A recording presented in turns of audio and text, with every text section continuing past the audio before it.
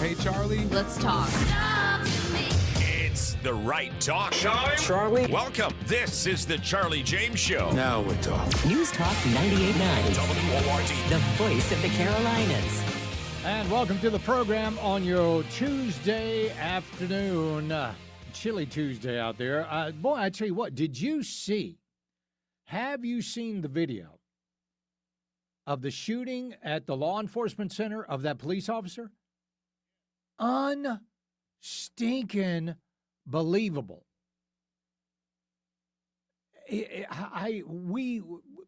Everybody needs to offer up a prayer of gratitude for this officer being alive. Did you see the damage that was done to the driver's side door? How he survived that, only by the grace of God. Period. That's it. And then apparently the guy, and it was even more dramatic because the guy apparently used, a shotgun round, probably dragon's breath or some similar sort of a round that created this enormous fireball when it was shot and struck the vehicle. It was, unbelievable. I could not imagine what law enforcement, what was going through their heads when they saw that happen right there in their own parking lot. It's got to be, holy cow. But thankfully, the officer is okay. And we've got pictures over on our website at WRD.com. You can check that out. It really is. Unbelievable. So yeah, those law enforcement officers, they had to be like, what in the world? Well, again, thankfully, the officer is okay. Sheriff Hobart Lewis said he might have to have maybe a couple of more minor surgeries.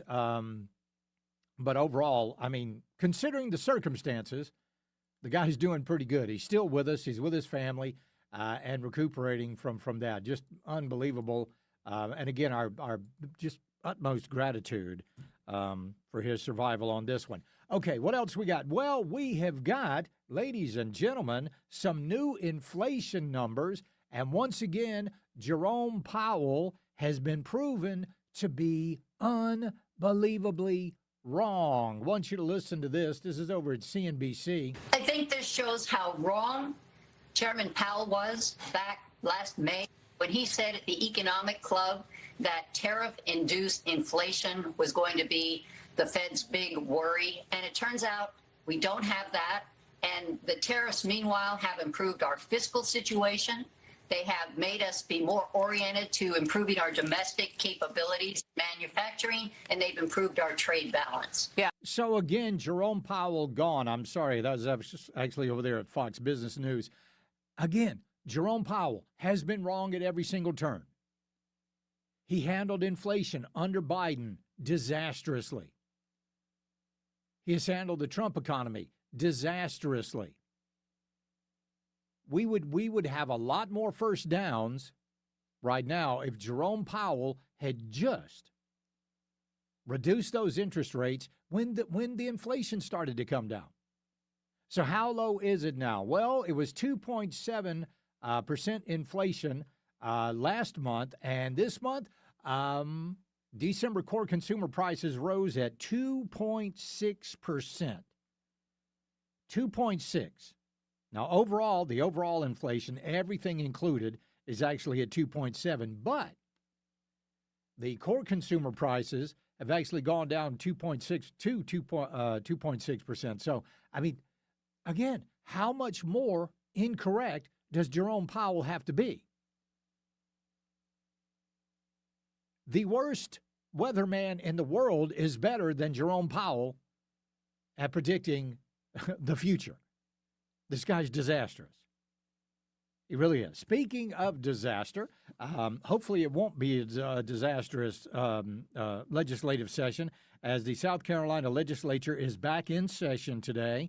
We've got some bad bills already we want you to know about. Representative Jonathan Hill, he publishes a bad bill sheet, and you can get this every Monday or Tuesday, and he's got a brand new one out. We're going to be talking with former Representative Jonathan Hill coming up at 4:35 this afternoon. One of the big things they're going to be talking about this year is, of course, closing the primaries. When will that happen?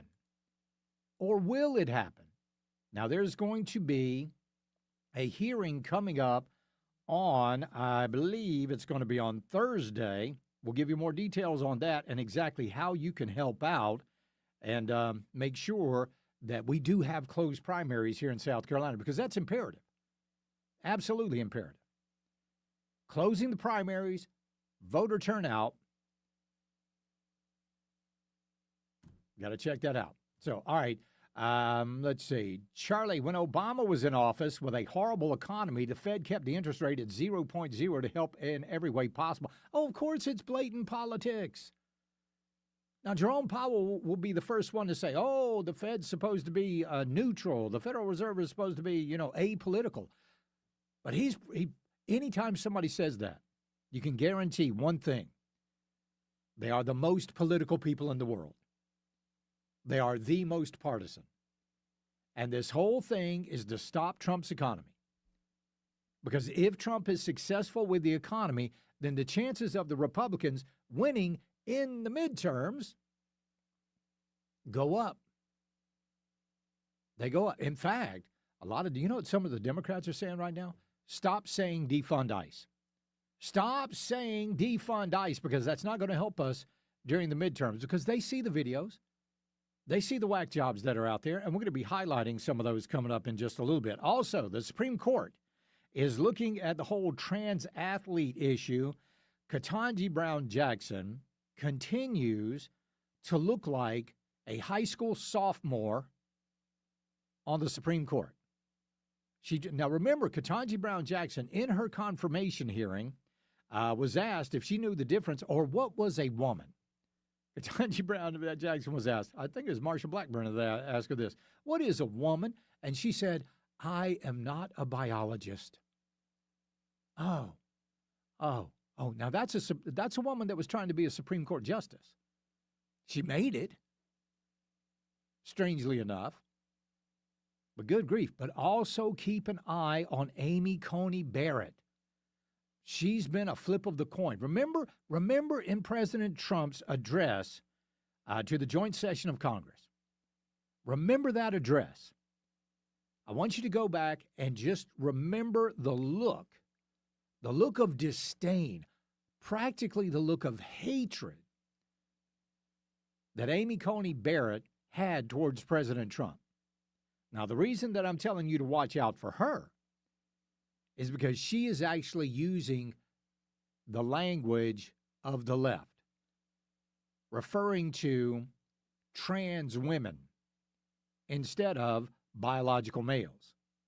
So watch out. I'm telling you, it could be, some people are predicting this could be a 9-0. I don't think it's going to be a 9-0. I think it might be more like 6 or 7 to 2. 6 or 7 to 2. Now, well, 7 to 2 or 6 to 3. We'll see which one happens with that. But we will see. Coming up, are they really protesting? No, they're not. I'll tell you why. It's the Charlie James Show. News Talk 98.9 WRD, the voice of the Carolinas. Eyewitnesses want it. When you see news, email news@989WORD.com.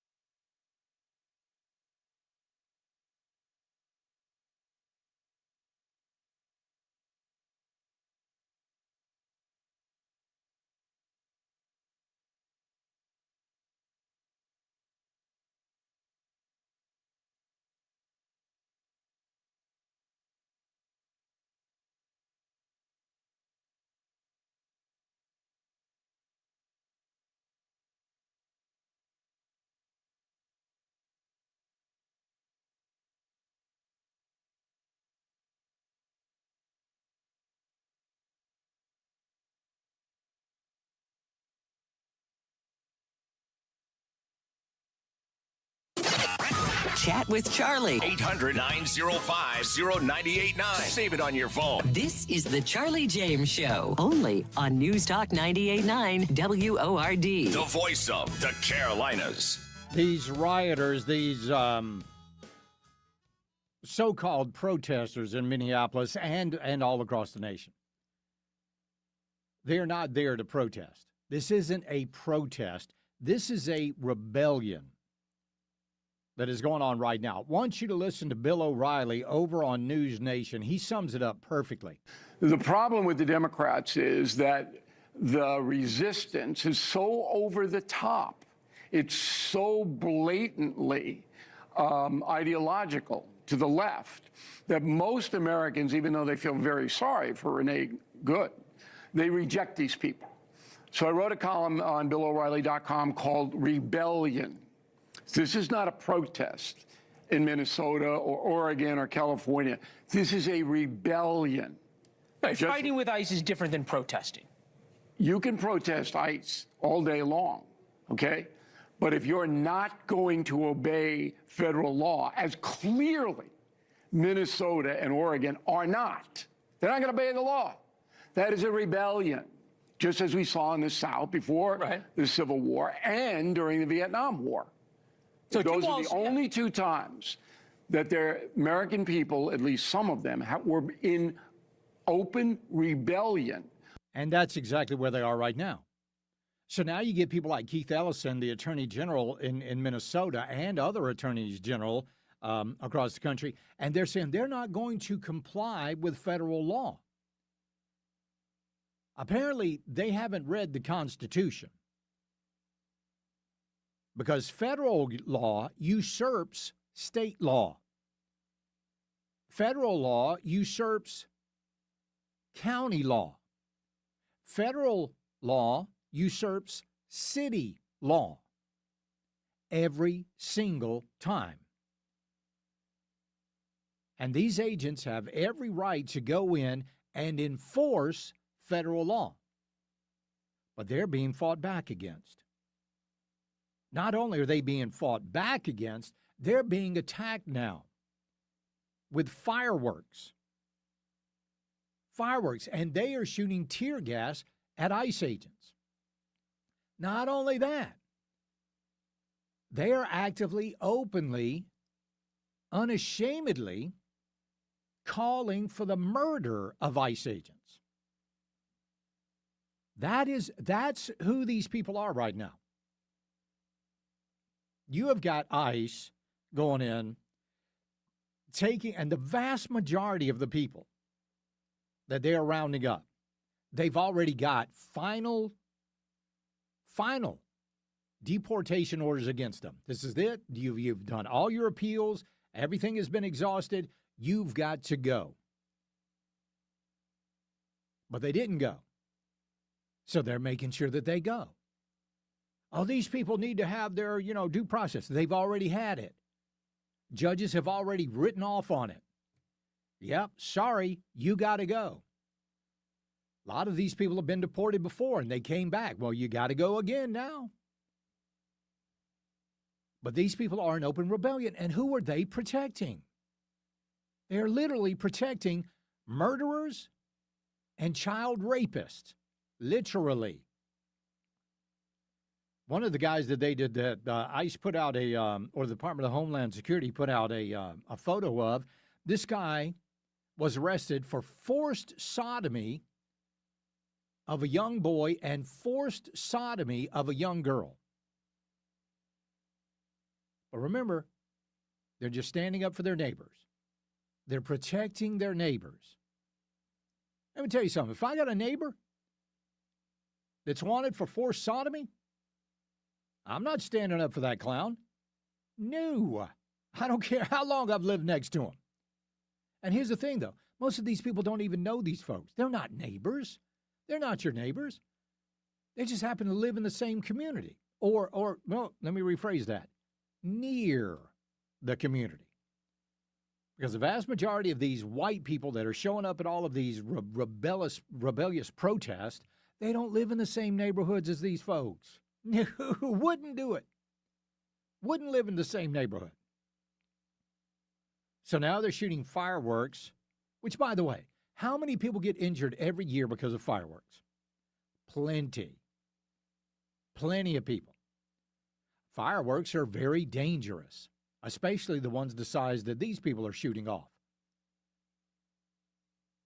That is, I mean, we need 2,000 more ICE agents in Minneapolis if these people are going to act like that. We need 2,000 more. So coming up in what? We got a week from today. 1 week from today, you might notice that the office gets empty. Wonder why? January 20th, 2026. Mark the date. Every part of that date is intentional. It's the 1 year anniversary of Donald Trump's inauguration. And it's the day people across the country are organizing a coordinated response. At 2 p.m. local time, your time, wherever you live, you walk out. Work, school, home, it doesn't matter. Wherever you are when the clock hits 2. This isn't about where you are. It's about showing up together. Not chaos, visibility. Then from 3 to 5 p.m. local time, people walk into their local congressional offices. Calm, peaceful, on the record, demanding impeachment and removal. And if you're asking, where do I go? The website on your screen tells you. Go to removetheregime.com and they will tell you exactly where you can find your local congressional offices and everything you need to participate. And here's how this reaches everyone. Film it, post it on your social media. And if you can't be there in person, repost everything you see that day. On January 20th, we flood social media. Videos from every city, every state, people in the streets, people showing up. That's how everybody participates. All right, so so if anybody coming up a week from today on the 20th, if anybody in your office goes missing, don't worry, they haven't been raptured. It wasn't the rapture. It was the rebellion. And I tell you what, if I was a boss, I would put a plaque up in my office. We are open, and I would list the business hours. If you are leaving on January the 20th at 2 o'clock, do not bother to come back. Don't bother. You will no longer have a job. You will I will consider this your resignation. That's what ought to happen. Walk out. Don't come back. Don't even think about coming back. Because I don't want somebody that's going to put this BS over my business. And that's what they do. I saw a video today of a woman who was there was no talking or anything. It was just her in her car, and she was looking so sad.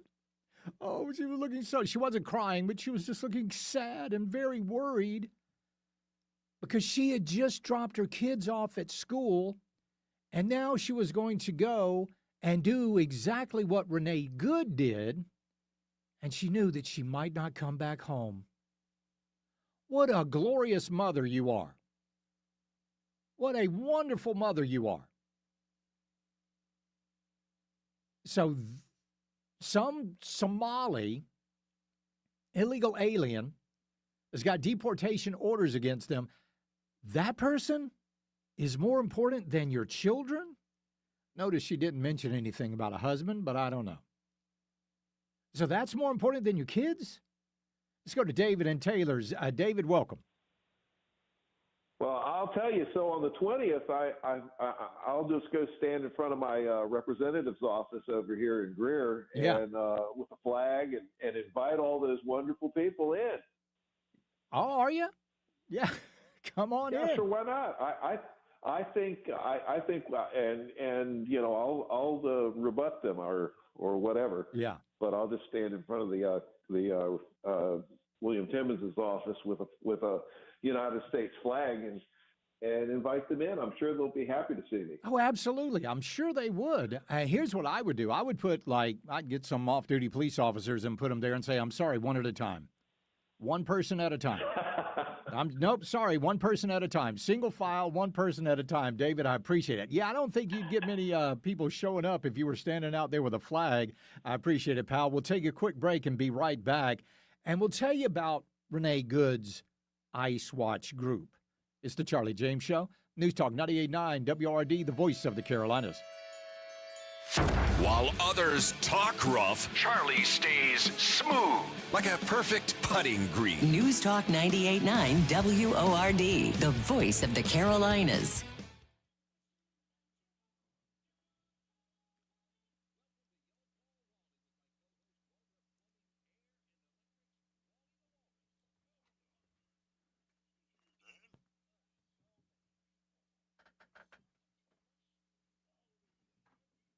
What? If you don't want me to do that, I won't do that. Like, come in and give you a note. No, that's fine. Okay. No, you're fine. All right. I just wanted to make sure. Hey. Oh, well, I don't. You're not If going to that's bother something me. you don't You're like. not going to disturb me. I'm good. I'm good. Charlie.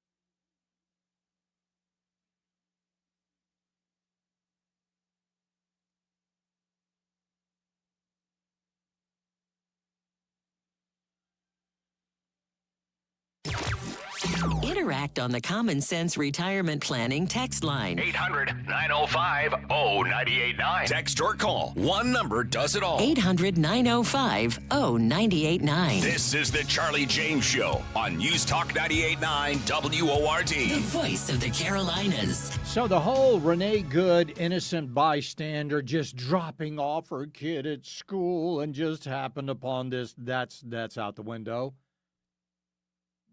Didn't take long. Don't these people know that we're going to find out the narrative that they're putting forth is all nothing but BS? Don't they know that? Have they not met us? We actually do research.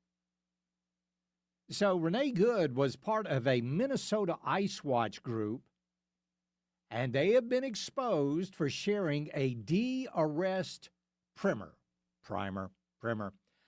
It's a manual that teaches its members and supporters how to physically interfere with law enforcement during arrest.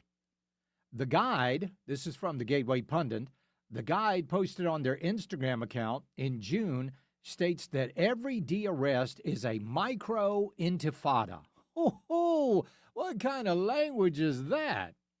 Micro-intifada.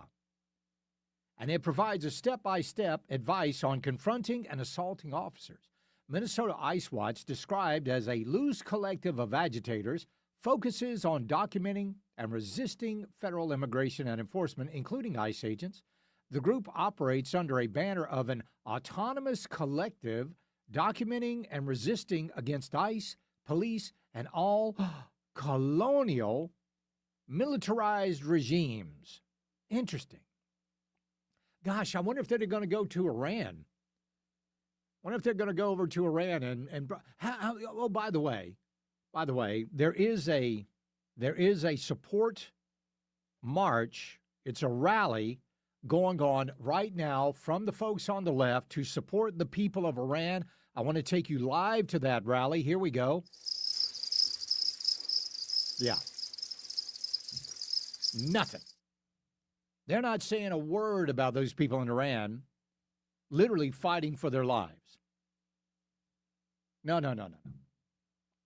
So Miss Good, a 37-year-old member of the group, was fatally shot by ICE agents. We know that.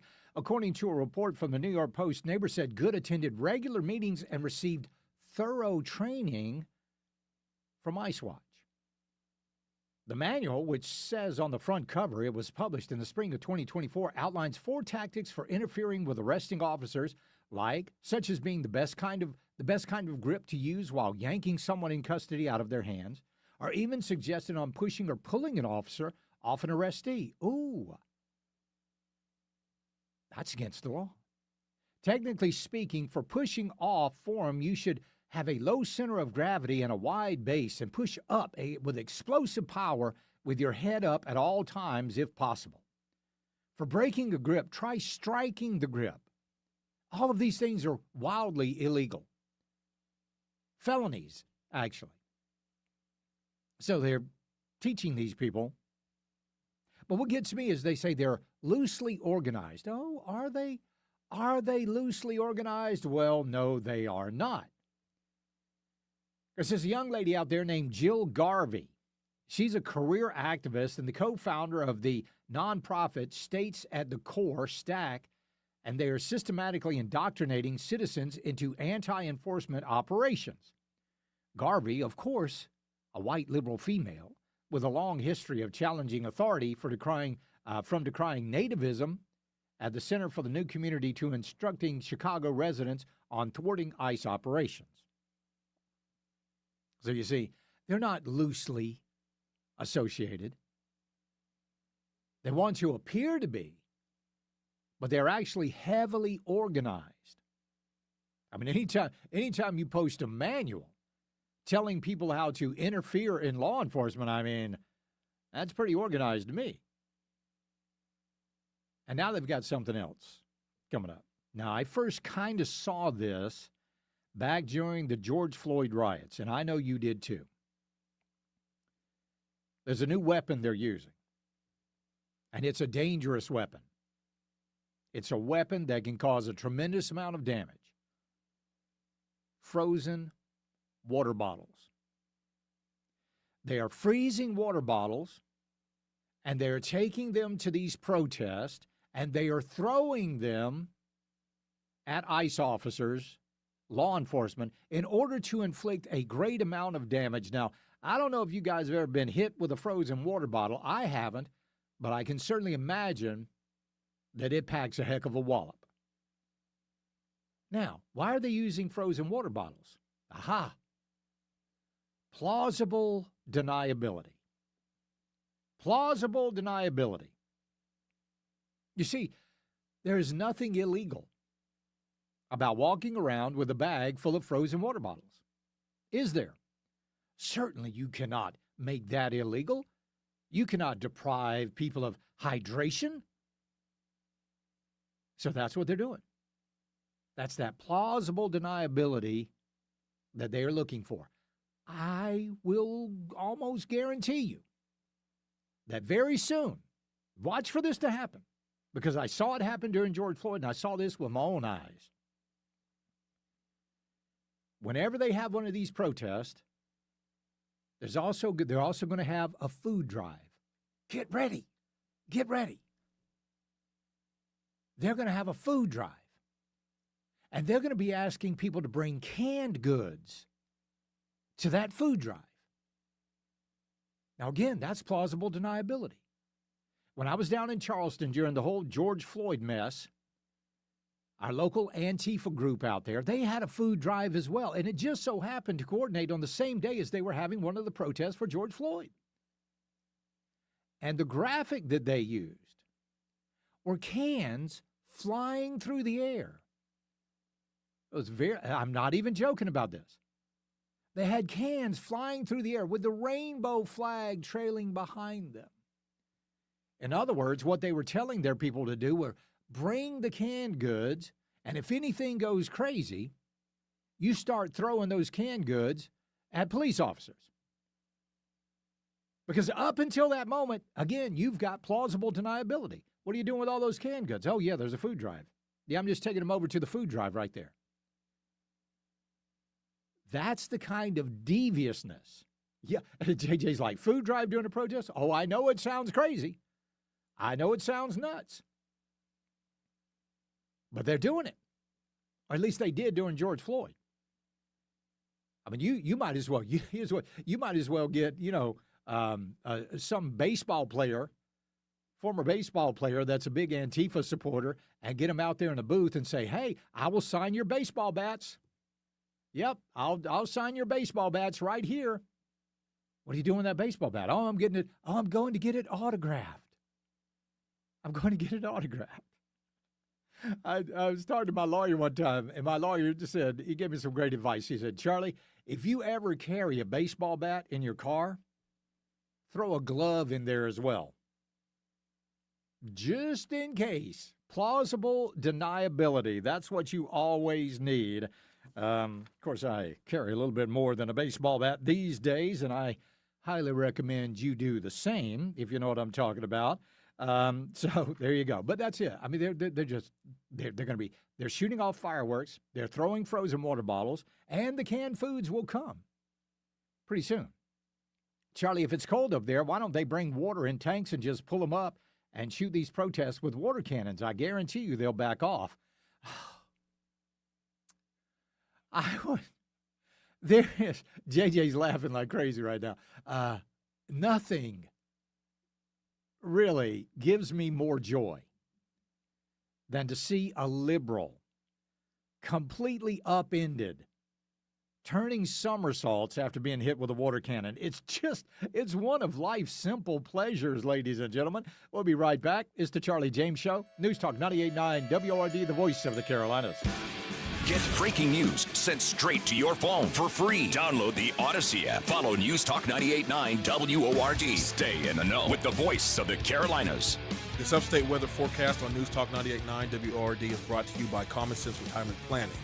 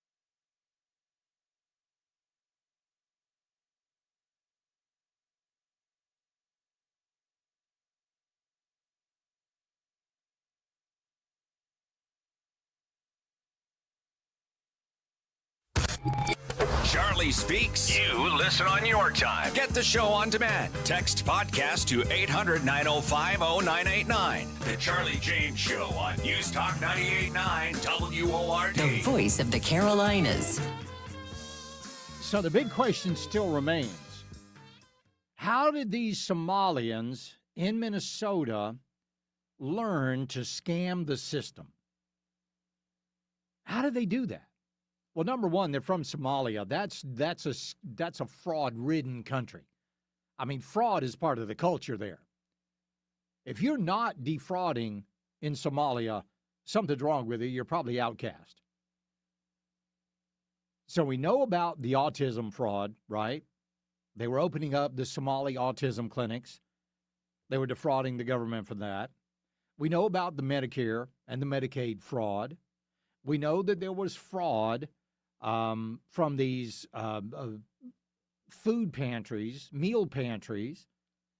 They were saying they were serving 4,000 kids a day, when at the most it was 40, and they were getting all of this money. But there's another fraud that's going on, and this is going to blow your mind. It's going to blow your mind. So here you are. Maybe you need a little cash, right? That'd be a good day to get some cash. So you get a friend to say they got chest pains, right? Oh, I got chest pains. And they go to the emergency room. And then once you get to the emergency room, you pretend like you don't speak English. So then what has to happen? What has to happen by Minnesota state law? They got to bring in a Somali interpreter. Or you can bring in a Somali interpreter. And that interpreter gets paid $100 an hour. Now, here's the thing. It's a minimum of 8 hours. It doesn't matter if you go in for 30 minutes. It doesn't matter if you go in for 7.5 hours. It's 8 hours of pay at $100 an hour for an interpreter. And Minnesota state law mandates that has to happen. Good night. You cannot tell me these people thought of that on their... How didn't I think of that? I don't get it. Hey, yeah, I'm a Southern American, and I got my interpreter here, Bubba. Yeah. And Bubba's going to interpret what you say so I can hear him, so I can understand you. Yeah, oh yeah, he charges $100 an hour, and you guys have to pay it. Unreal. But they don't know about this on their own. Now, maybe, I don't know, maybe the whole interpreter thing, maybe they could figure that out. But when you look at not only the amount of fraud that's going on, but when you look at how specific the fraud is to the healthcare system and to the social system that is going on in Minnesota, I mean, it literally boggles the mind. But if I'm in Minnesota, let's say somebody was doing this here in South Carolina. Let's say down in, a good example, the Irish Travelers down in Edgefield. Let's say that they, and I'm not saying they are, but let's just say they all decided that they were going to start defrauding the state welfare system. I would be outraged. I would be outraged. And I would want them dealt with. But for some reason, these people in Minnesota, because they are rabid liberals, they seem to be okay with that. Now, it would be one thing if it was only Minnesota tax dollars and no federal money was going in. But it's not. It involves every taxpayer in America. And I don't want when I come to work, I don't want part of my pay to go to pay for somebody that's defrauding me. And I know you don't either. So because of this, and because of Nick Shirley's video and all of that, Well, they decided to go see what's going on in Minnesota. Well, first, they were like, hey, Tim Waltz, what's going on in Minnesota? Nothing's going on here. We got nothing going on here. Yeah, we're hearing there's a lot of fraud. Oh, there's no fraud going on here. Yeah, well, we see that there's a lot of fraud going on. There's no fraud going on here. You don't mind if we come see for ourselves, do you? So then they go into Minnesota, and that's when all hell breaks loose. And that's when Renee Good decided to make the decision. You know, I've been hearing a lot about even, I think it was Ilhan Omar, was talking about why was this ICE agent standing in front of a vehicle? He should not have been standing in front of a vehicle.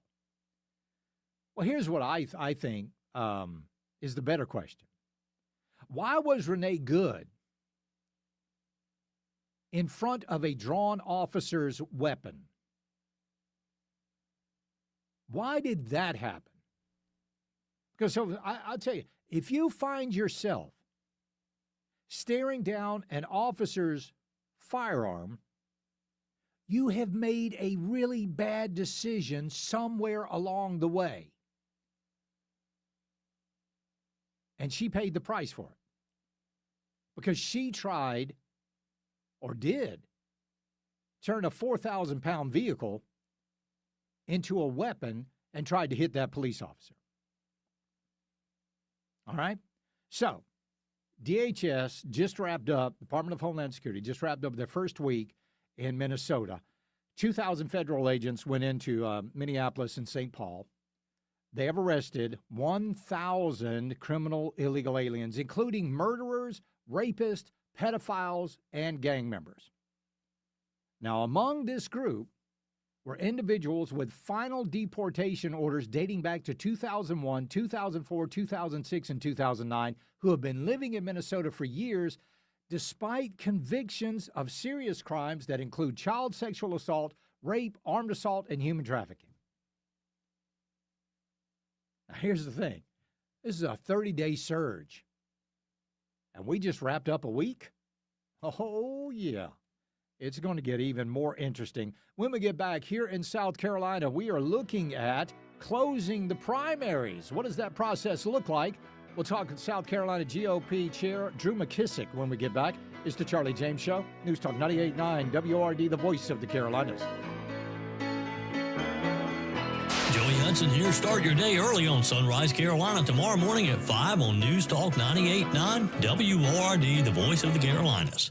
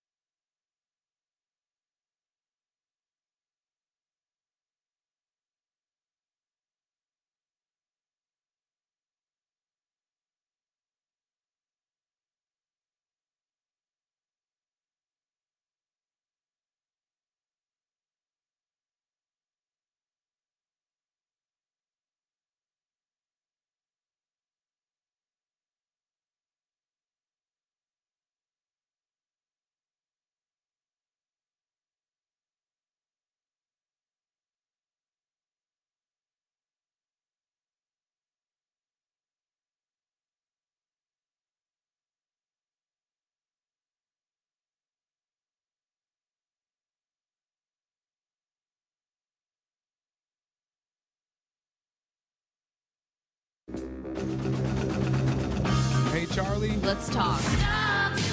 It's the right talk. Charlie. Welcome. This is the Charlie James Show. Now we're talking. News Talk 98.9. WORD. The voice of the Carolinas. I pledge allegiance to the flag of the United States of America and to the republic for which it stands, one nation, under God, indivisible, with liberty and justice for all. Oh, beautiful for spacious skies, for amber waves of grain, for purple mountain majesties above the fruited plain. America, America, God shed his grace on thee and crown thy good with brotherhood from sea to shining sea. America is back. Yes, sir. Absolutely. Well, it was about 20 years ago here in South Carolina, somebody realized we had a problem, and we've been trying to do something about it for 20 years now. On the phone with us right now is the chairman of the South Carolina GOP, Drew McKissick, closing the primaries. Happy New Year, sir. How are you? I am doing well, sir. How are you? I'm doing really, really well. Closing the primaries, 20 years on, we've known this has been a problem, and finally going to be a hearing. This was scheduled for Thursday. Has it been moved? It's been moved to next Wednesday at noon. Okay. So, and we'll continue to send out information about that. People can get on our newsletter, scgop.com, and we'll keep you up to date on that. Right. Okay. So the version, and I believe you were telling us that that you were pre-filing this last year, Bill 331, Correct. 3310. No, it's 3643. 3643. House Bill 3643. All right. That was pre-filed a year ago, December. We have, I think, 55 co-sponsors on that bill in the House right now. And this will, quite frankly, will be the first time that I'm aware of in history that we have gotten this far to the point of having a subcommittee hearing on the bill, Right. which we're real pleased about that. And hopefully that will be resulting in a vote to send it to the full Judiciary Committee, which will be the next step. People always ask me, they say, Charlie, why don't they do something about closing the primaries? And I guess my stock answer is they don't want to. Have they not? Have they not? Have they not just wanted to do anything about it for 20 years? Why here in 2026 is it going to get a hearing? Well, so I mean, the party's been, as you know, beating on this drum for a long time. I have put that question on our ballot 4 times. In 18, 20, 22, and 24, you'll notice when you went in and voted in our Republican primary, there's a question on there that said, do you think that you ought to be able to register to vote by party? And the resounding answer has been yes. An average of 82% of folks who have voted in our primary answered that question, answered yes. And that's what this bill would do. It would let us, number one, register by party. For those that don't pick a party, they would be unaffiliated. But if an unaffiliated person voted in a partisan primary, it automatically registers them with that party. So in essence, it's an enrollment bill. And then anytime going forward, anybody who has become registered with a party would have to affirmatively change. They'd have to go down to the Election Commission, change their registration 45 days in advance of any other primary. But further, the other thing that this bill does is it takes care of who can run in our primary, which is half the problem, as you well know. It's not just who's voting, it's who's running. So what our bill would say is, number one, you have to be registered with our party at least 45 days before you file as a candidate. But more importantly, number two, you have to have voted in at least 2 out of the last 3 statewide Republican primaries, or Democrat if you're a Democrat. Right. Now, that is a little bit of more of a measure of whether you really have been supporting our party for any length of time or not. And then it would give the state committee the ability to grant a candidate a waiver if we have, for instance, if we were trying to switch a local sheriff or something to that effect, which happens occasionally. Mm-hmm. But other than that, you have to essentially have that level of express commitment for our party, which, by the way, is the same rule that our county party and state party officers have to abide by. That same standard they have to meet. Now, we know the ACLU is fighting back against any closing of the primaries because they say it would disenfranchise the unaffiliated. What's your response to that? Well, in this case, it wouldn't, because it would say that the unaffiliated could vote in our primary, but as soon as they do, it automatically registers them with our party.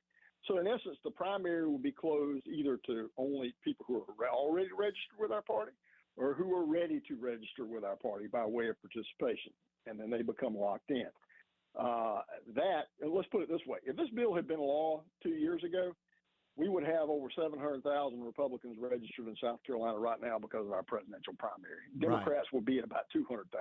That just gives you a little example. So, by the way, we're talking with South Carolina GOP Chairman Drew McKissick. Is this bill 3643? Is it modeled on any other states' closed primaries laws? So, in terms of the candidate qualifications, it mirrors what they do in Tennessee. Actually, Tennessee has a higher standard. It says 3 out of the last 4. This says 2 out of the last 3. In order to be able to qualify to become a candidate in our primary. There are other states that have, different types of registration setups as kind of a hybrid of some of the other ones. Really, to be honest with you, it is a measure of what we think has the best chance of actually passing the legislature this year. I mean, you've heard the old expression, don't make the perfect the enemy of the good. Right. And then you'll end up with nothing. And for 20 years, as you pointed out, we've been calling for this, and we have nothing. And so I would rather have something. And I think that this gets everybody, I think at least 80% of the people what they want. And then we can argue over whether we need to change it even further going forward. But right now, we're nowhere. Anybody and everybody can come in and help pick our candidates, including people who disagree with us. And that violates our constitutional right to freedom of association. And by the way, our state executive committee passed a resolution in favor of this bill 3 weeks ago. But also in that resolution, it says if we don't get something done in this session, the state Republican Party is going to file a federal lawsuit against the state of South Carolina to get it done. No, I just no. But see, here's what gets me: that you even have to make that threat against the state legislature that is supposed to be unbelievably conservative. Well, some people, I think it's a mix of things. Quite frankly, I think you've got a measure of folks who. They've been in the legislature a while. They've gotten elected under the current system, and they don't quite really know how a different system would work. So for some of them, I think it's fear of the unknown. I think that's legitimate. And then for others, they think, well, then, these friends over here won't be able to vote for me versus those people over there. There's a measure of that. I'm doing a lot of one-on-one time with legislators, laying out exactly how this would work going forward. But my point is, to continue to kick the can down the road or to stop any progress from being made here keeps us bottled up and more steam builds up and eventually it's going to blow. We can't have that happen. We want a party that's healthy, that's growing, that can elect candidates. At the end of the day, we have to win races, obviously, so we need to be able to do that. And that's harder to do when we have this kind of division in the party. So we need to get this done. Now's the time to do it. We waited long enough. When you look at the South Carolina GOP platform, it's a good one. It's a good platform.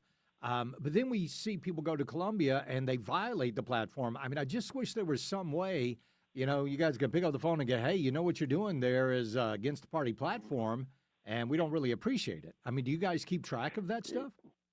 You've got, of course, there's, hundreds and hundreds of bills, and it's hard to keep track of every bill, but the big stuff that gets you attention, absolutely. I mean, the biggest perfect example of this is all the talk we've had lately about trying to bring casino gambling into South Carolina. Right. Our platform is against expansion of gambling, has been ever since I've been involved in the party, and we're going to stand against that. I've told people that. I've told legislators that. We sent out a letter about that in the last session before they left town when that bill got introduced, like, we're going to be here and we're going to oppose that.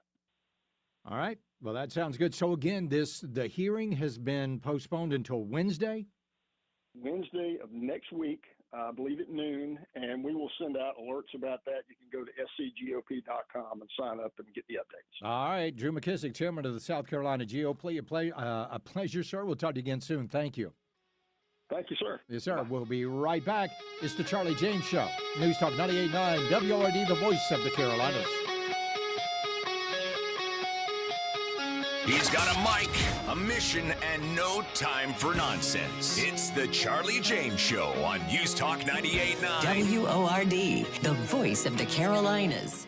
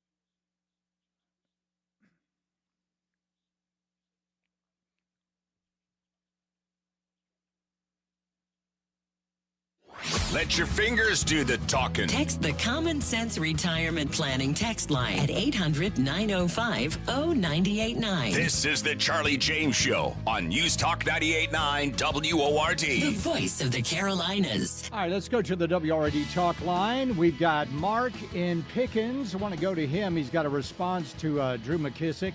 If I can push that button. There you go, Mark. Welcome. Hello, Charlie. Hello, Mark.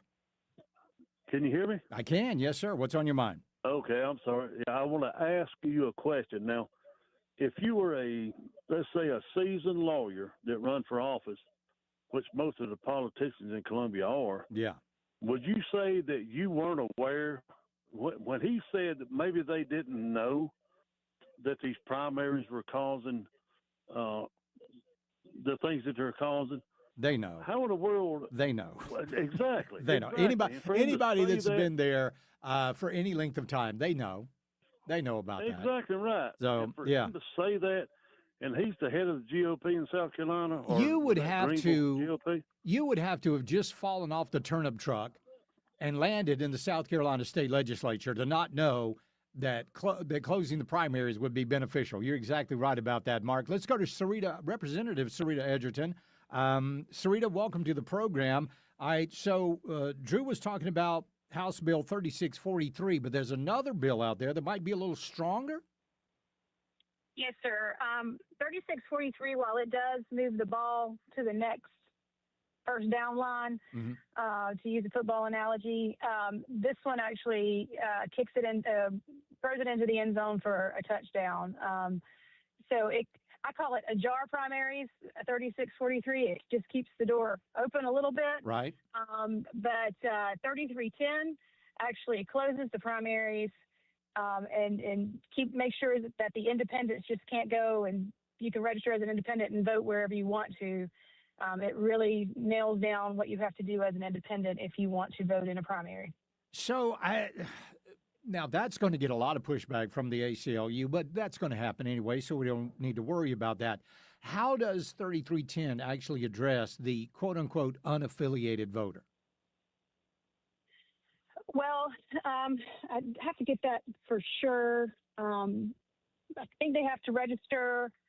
If they're independent, they can't vote in either of the Republican or Democrat primary. They can vote in the November election, but they cannot vote in a primary. Okay, now the way I think the bill reads is you can vote, if you're an independent, you can vote in the Democrat primary if the Democrat primary allows independent voters to vote in it. That's correct. I believe that's right. Yeah. Or if the Republican primary, if the Republican Party decided to allow independent voters to vote in that primary, they would also be able to do that. So it does close it up just a little bit. And like Drew was telling us, I'm sorry, go ahead. No, go ahead. Drew was telling us what? That and you mentioned this as well in a text, that this hearing has actually been moved. Any idea why? Yes. The reason given from the House floor by Chairman Jordan was that they had received such feedback on it that they needed to go back and relook at some of the bills that were in there and take a little bit more time to think about them. So your calls are working, people. Your calls are working. Yeah, I was about to say, I'm going to take that as a good thing. I do. And another thing that his 3643, which is a little concerning, is the 2 out of 3 voting in 2 out of 3 South Carolina primaries. Right. That could cut off people in the military who moved to our state and have voted in a Republican primary elsewhere. Okay. And they wanted to run for office, and they're an upstanding citizen, but they've only voted in they've only voted in the last one. So maybe, that would cut some of those veterans out from running for office until they have to be in the state for so many years to vote in so many primaries in a row. Yeah, I heard, and I don't know who filed it. It was just kind of in passing, that somebody was looking at a bill that would said you couldn't run for office in South Carolina unless you've been here for 10 years. That's correct. That has also been filed. And you have to have lived in your district for 2 years. I'm not sure how many years, but it was another set of years as well, which, I grew up in South Carolina, but moved out of state for a little while and have come back home. I have not been here quite 10 years. So it would have kept me out of office for Yeah, sure. right. And there are other really great conservative legislators that it would keep out of office. That's going to be a very interesting thing. Sarita Edgerton, keep us updated on what's going on Yes, sir. with Next 3310. week, 12 noon Yeah. on Wednesday. 12 noon Wednesday. Call your legislators and tell them we need closed primaries. We appreciate your call. Thank you very much. Thank you, Charlie. Yes, ma'am. Let's go to John in Greenville. John, what do you think about 3310? 3310 is frankly the only bill that will close the primaries. I'm a poll clerk in Greenville County. Poll clerks run the polling place, and the poll managers work for us. The trick that the Democrats have done to keep rhinos in Washington coming out of or in Columbia and Washington is they put out their robocalls. We've both heard them. Right.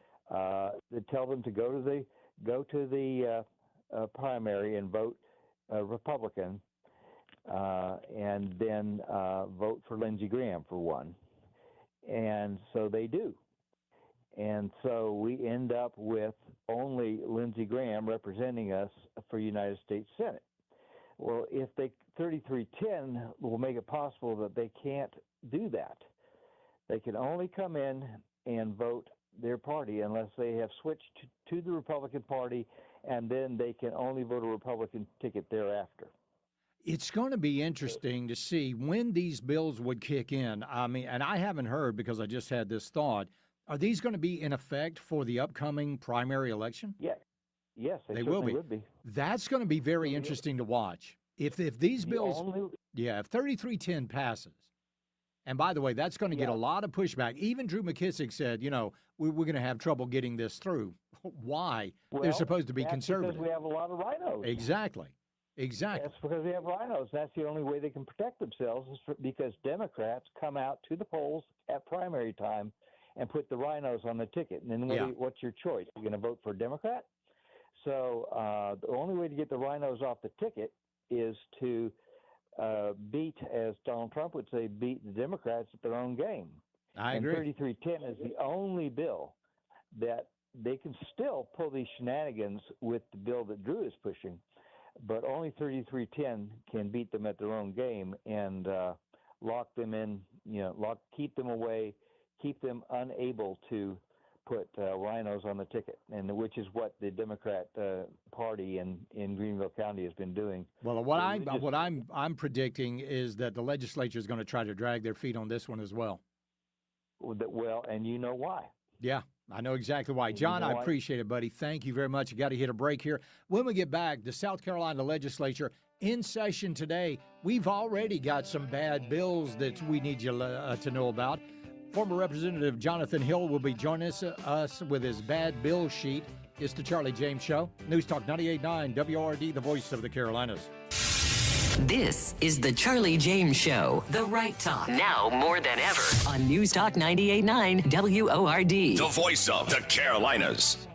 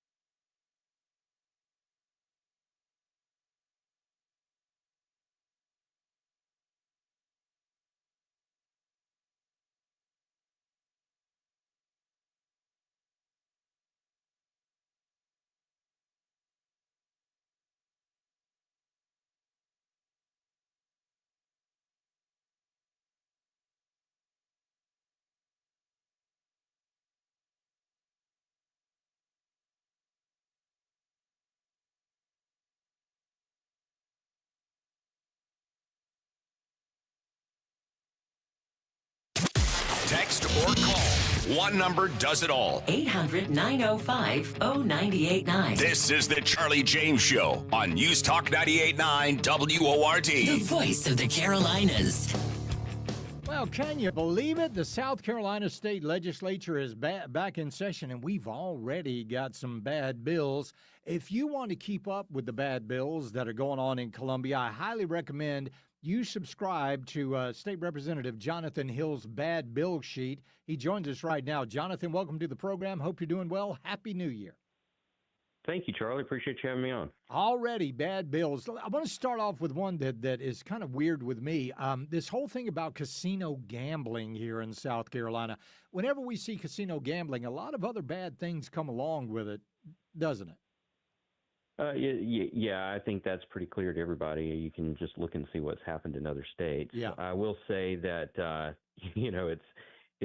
it's truly a South Carolina way to do it, to say we're going to have casinos and we're going to create a brand new government agency to decide which casinos get to be here, and basically create a total state-run monopoly around that. So, I mean, whether you're coming at this from a social perspective that we shouldn't have casino gambling at all, or whether you're coming at it from a, free market perspective of the government shouldn't decide which companies get to come here, the bill is just horrible either way you look at it. So this new gambling commission, who would that be comprised by? Well, the details are in the bill, and like I said, it's not necessarily a done deal by any stretch, but I mean, in many cases, let's see, like so many boards and commissions that govern different things, it's who a would make hybrid the thing appointments? between the governor and legislators would make the appointment. Okay. Yeah, like so many other things, and that's a system that has proved its failures over and over again in South Carolina. It really does. Tell us about the privilege tax of 15%. The privilege tax, that's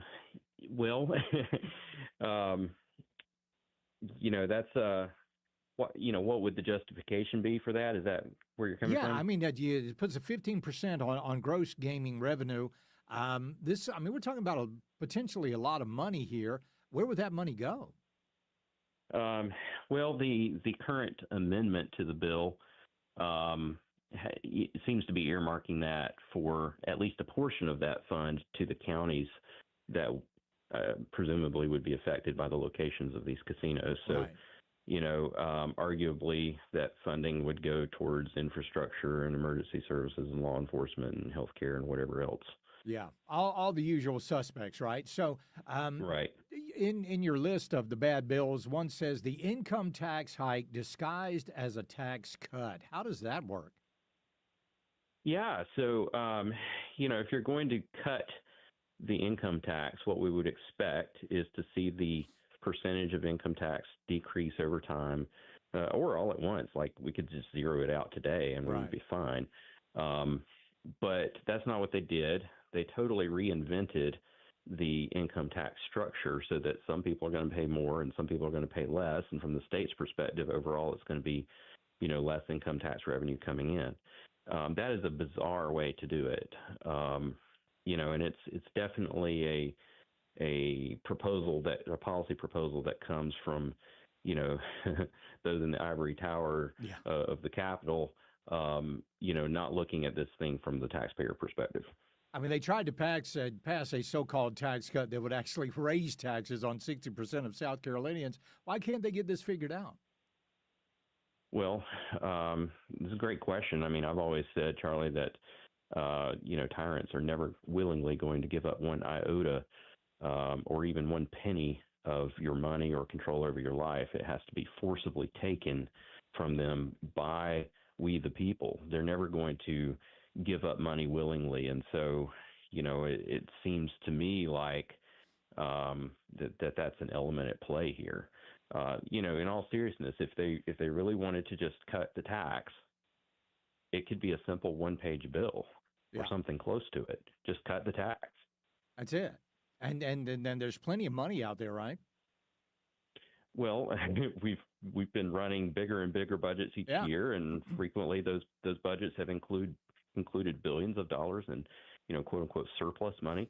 There is no such thing as surplus tax money, by the way, Charlie. Right. That's again another misnomer from the Capitol. Anytime you hear a politician say surplus money, what that means is they charged you too much on taxes. Yeah, you were overcharged. We're talking with former state representative Jonathan Hill. And we all know that Columbia loves to protect the incumbents, right? And they're actually trying to go a little further with that by hiking the filing fees, aren't they? Yes, an interesting thing about that bill, that popped up again on this week's bad bill sheet. What they did is they took a bill that had been defeated last year that would shorten the filing window by 5 days and increase the filing fee by at least $100, and then also impose filing fees on every third-party candidate that's not even going to have a primary. All of that was defeated in a separate bill last year. This bill 3643 that's come up this week by Representative Brandon Newton is going to be branded as a bill to close the primaries. And what they did is they buried this proposal, this bad idea, inside of this other bill. Was that Bill 3643? The bill the bill to close the primaries is 3643, and then they inserted these provisions to protect incumbents inside the middle of that. Oh, now I noticed they're not touting that, right? They're not out there waving that. They're not advertising that fact at all. Okay. I noticed one thing. Section 3 and 4. Yeah, sections 3 and 4 are the relevant ones. All right, so I noticed that a lot of these bills that are on the bad bill sheet have been proposed by Brandon Newton. He does seem to be his name comes up quite a bit on the bad bill sheet, and the other Newton in the House, Weston Newton, also comes up quite a bit. So now tell me about the $8.7 million to police legal plants. Yes. So this is a bill by let's see. This is a bill by Representative Wooten that regulates matters related to hemp. Mm-hmm. That was legalized some years ago, actually, while I was still in office, by the federal farm bill. It became legal to grow hemp in South Carolina, and it has a lot of industrial applications. Sure. It also has some food-related applications, potentially medicine as well. So, farmers have been growing this in South Carolina ever since. And so this bill proposes to, severely restrict, what you can do with that in South Carolina. And it's going to cost a lot of money to implement as well. Something like $8.7 million to grow something that is already legal to grow here. That's pretty amazing. You can utilize it. Yeah, you can utilize it in a lot of things. In fact, it's a very good fiber that's used for a lot of things. If you guys are interested in the bad bill sheet, Representative Hill, how can people get their version of it every single you send it out every Monday or Tuesday? Yes, I send it out every Monday, and it will include the bad bills that are up on the agenda for that week, for that upcoming legislative week. So you can access it on Substack. The address is readingscbills.substack.com. readingscbills.substack.com. readingscbills.substack.com. Representative Jonathan Hill, we appreciate it. Happy New Year to you, and we'll talk again soon. Thank you. Thanks so much, Charlie. Take care. We'll be right back. It's the Charlie James Show. News Talk 98.9 WORD, the voice of the Carolinas. 15 minutes of breaking news and stimulating talk begins every hour, every afternoon on the Charlie James Show. News Talk 98.9 WORD, the voice of the Carolinas.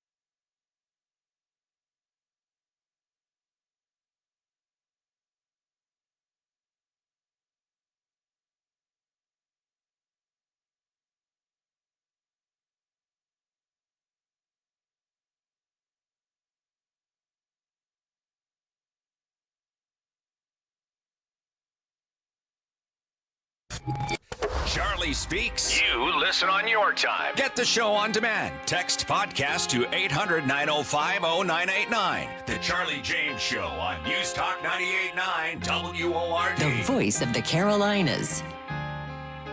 So, Nick Sorter was in Minneapolis the other night, and he got assaulted. And I'm not talking about a little bit assaulted. He got assaulted to the point to where they had to call the police. He was on with Laura Ingraham. I want you to listen to this. Cam Higbee, who was another journalist, and I'm glad we did. I thank the Lord that he told me right then to go. I gave them 15 minutes of warning to get out of the way, and I feel like that was more than enough time to, finally disperse out from the front of my vehicle. They had already broken a window. We were on the phone with Minneapolis police, and I was telling them, you got to get here. You got to get here, because I'm not going to have a choice. If they try to disable my vehicle or they break a window, I have to go. So you guys need to get here and do something. And, of course, they didn't show up. So this is the they don't result. show up. No, Nick, of course not. Nick, they never show up. Yeah, Nick, to that point, at the Hilton Hotel in the little chain, that the insurgents, I don't call them protesters, the insurgents thought the ICE agents were staying at. When they swarmed that hotel. And they even, and by the way, during that interview, they were showing the frozen water bottles. This is a sign of Oh, hush. They were showing the frozen water bottles that I told you about a couple of segments ago. That's how they were breaking the window of Nick Sorter's truck. But the weird thing is, and it wasn't in that clip, but when he called Minneapolis police, not making this up, the 911 operator asked if he was white. Are you white? Yeah. And then basically went on to say, well, you're on your own. You're on your own. They are not there to protect people. Now, granted, he's a journalist. He's going into the fray. But at least he should have some sort of protection when the crowd does get violent. So then we got Nick Shirley. He was actually interviewing this woman I follow over on the Warwick Report. She's from England. Listen to this. Hold on just a second. What is playing here? You hush. All right, here's Nick Shirley and the lady from the Warwick Report. What brings you out here today? Well, I want to support the Americans in their free speech. And where are you from? I'm from the UK, yes. Okay. I'm from So Wales. what are you doing here in Dearborn, Michigan right now at a protest about the rise of Islam here inside of Dearborn, Michigan in the United States? Given that I'm from the UK, I've seen the fall of Europe, I've seen the fall of the UK. There's 82 Sharia courts in England and Wales, and I do worry that it is becoming too popular too fast, and we need to definitely have conversations about it. Why do you think Islam is becoming so popular right now? It's the fastest growing religion in the United States. I would say birth rates, they outbreed us in every aspect. And what did you see in your home country in the United Kingdom and Wales with the rise of Islam? I see white guilt and colonizer guilt. I see people self-censoring and the government not standing up for the people that have been there for generations. How many more years do you give the United States until it's a bigger issue here with Islam and Christians per se? 3 to 5 years. But for me, I saw it when I was 12 or 13, and I left the UK when I was 18 for this exact reason. And how do women feel in Islamic towns like such as the one you left, or that was growing to become an Islamic town? I felt extremely unsafe. Actually, we had police officers come into our school and say, this area of Wales is now going to be a no-go zone, so don't go there if you're a female. And I thought that's ridiculous. I come from a long line of Celtic people, and we should feel safe walking through our towns. But you can't feel safe. And the thing is, over in England, do you know who the #1 country is for throwing people in jail for online comments? Well, you guessed it. It's England. Over 12,000 people have gone to jail for online comments. Australia closing in very, very quickly, but they will do anything. I don't understand it. I really don't. You know, King Charles could do away with all of this, but he doesn't want to because he's pro-Islam. Now, this is a guy that on his oath, at his coronation, just like every single coronation of any king or queen before him, basically since William the Conqueror in 1066, actually since Henry VIII, has sworn an oath to be a defender of Christianity. See how that's going. So how did these people learn to defraud the government in Minnesota?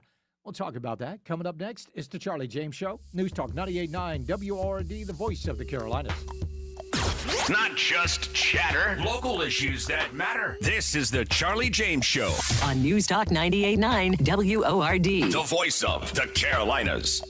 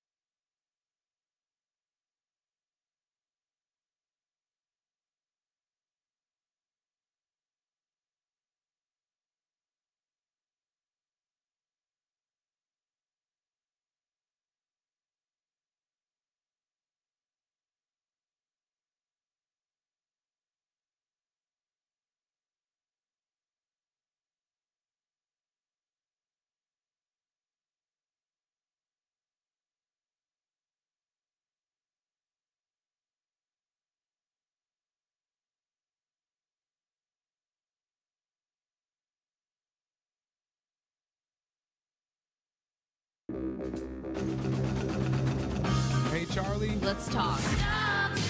It's the right talk. Charlie. Welcome. This is the Charlie James Show. Now we're talking. News Talk 98.9. WORD. The voice of the Carolinas. So how did these people come to this country, these Somalians come to this country and learn how to commit fraud? I mean, some of this stuff is pretty elaborate. And it all has to do with social programs, has to do with healthcare, has to do with autism, has to do with transportation. We'll get to that in just a second. How come so many people from Somalia are setting up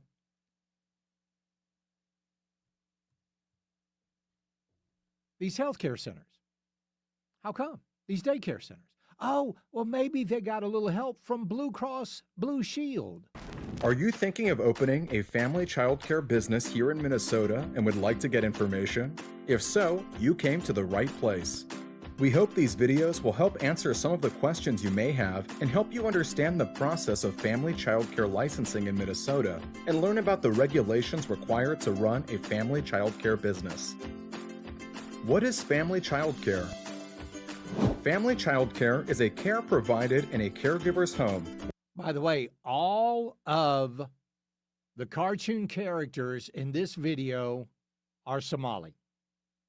All of them. Where no more than 10 children are cared for at any one time, of which no more than 6 of those children are under school age. Why become a licensed family childcare provider? Opening a family childcare can be a very rewarding career and comes with many benefits. You are opening your house to children while you are caring for your own children. Somali parents and guardians believe in keeping Somali culture and religion alive and embedded in child learning.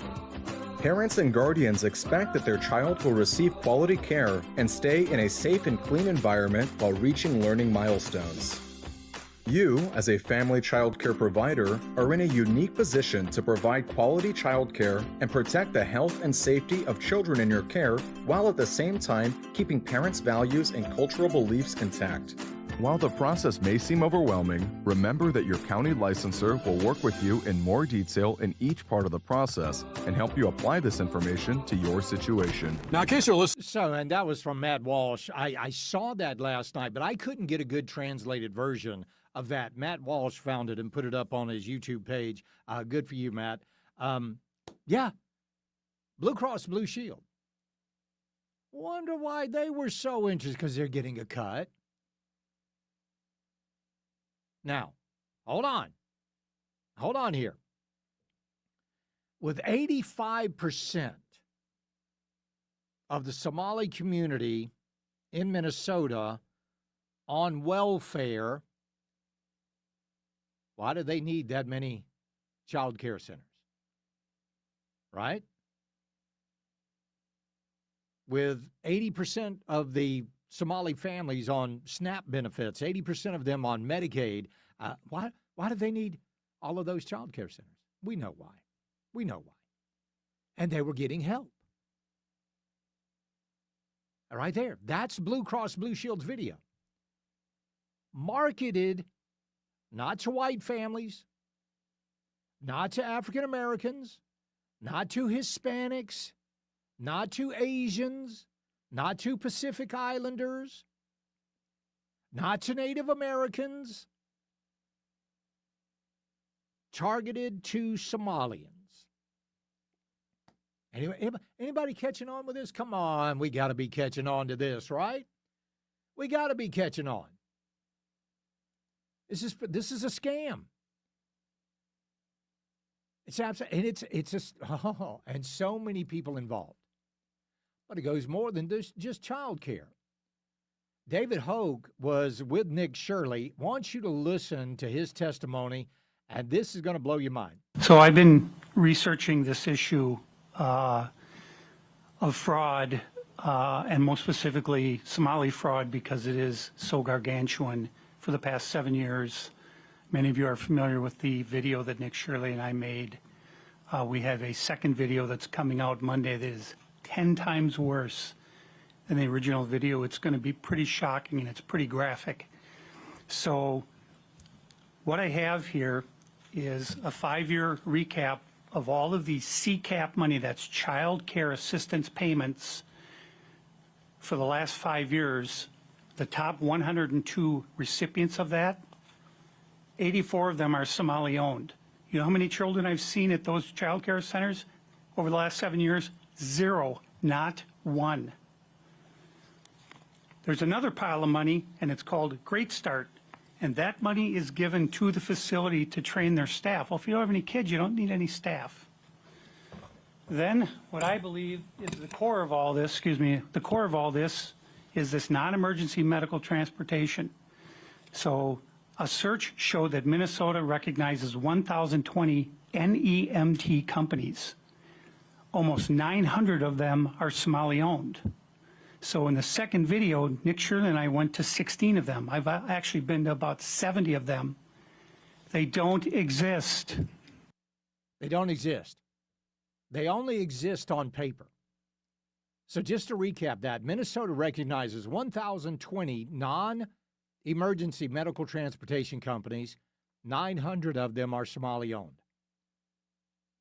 Most of them don't exist, but they still get money. They're located in apartments, liquor stores, wire transfer shops, or grocery stores with 0 vehicles. These non-emergency medical transport companies have on average 20 vehicles, and they get paid $70,000 per vehicle annually. Again, they only exist on paper. They've got no assets, no offices, no vehicles. 0 children at these centers. 0. And then we find out there's another little lesser scam going on, that when a Somalian goes to the emergency room or to the doctor or to the hospital, any medical facility, they all of a sudden claim that they can't speak English. So they have to have an interpreter. Those interpreters are mandated by Minnesota state law. They have to provide them. $100 an hour for a minimum of 8 hours. That means it doesn't matter if you walk in for 15 minutes. It doesn't matter if you walk in for 7 hours and 59 minutes. That interpreter gets paid $800. So again, how do you guys think they figured this out on their own? No, not at all. We'll be right back. And when we get back, the violence, the calls for violence continues. It's the Charlie James Show, News Talk 98.9 WORD, the voice of the Carolinas.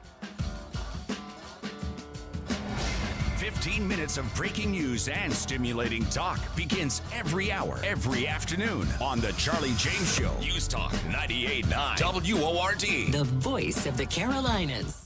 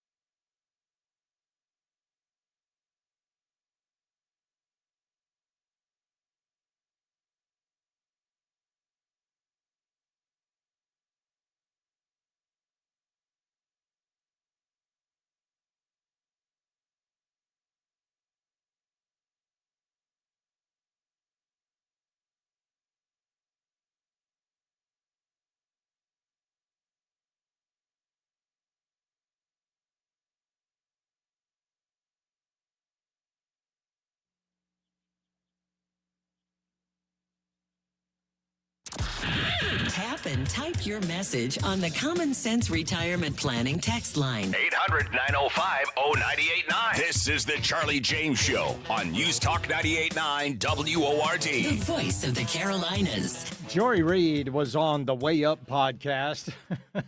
I want you to listen to this clip because Joy Reid is actually trying to excuse what Renee Good did. But there's something in there you got to listen for. Let's see if you can find what I'm talking about. Here's Joy Reid.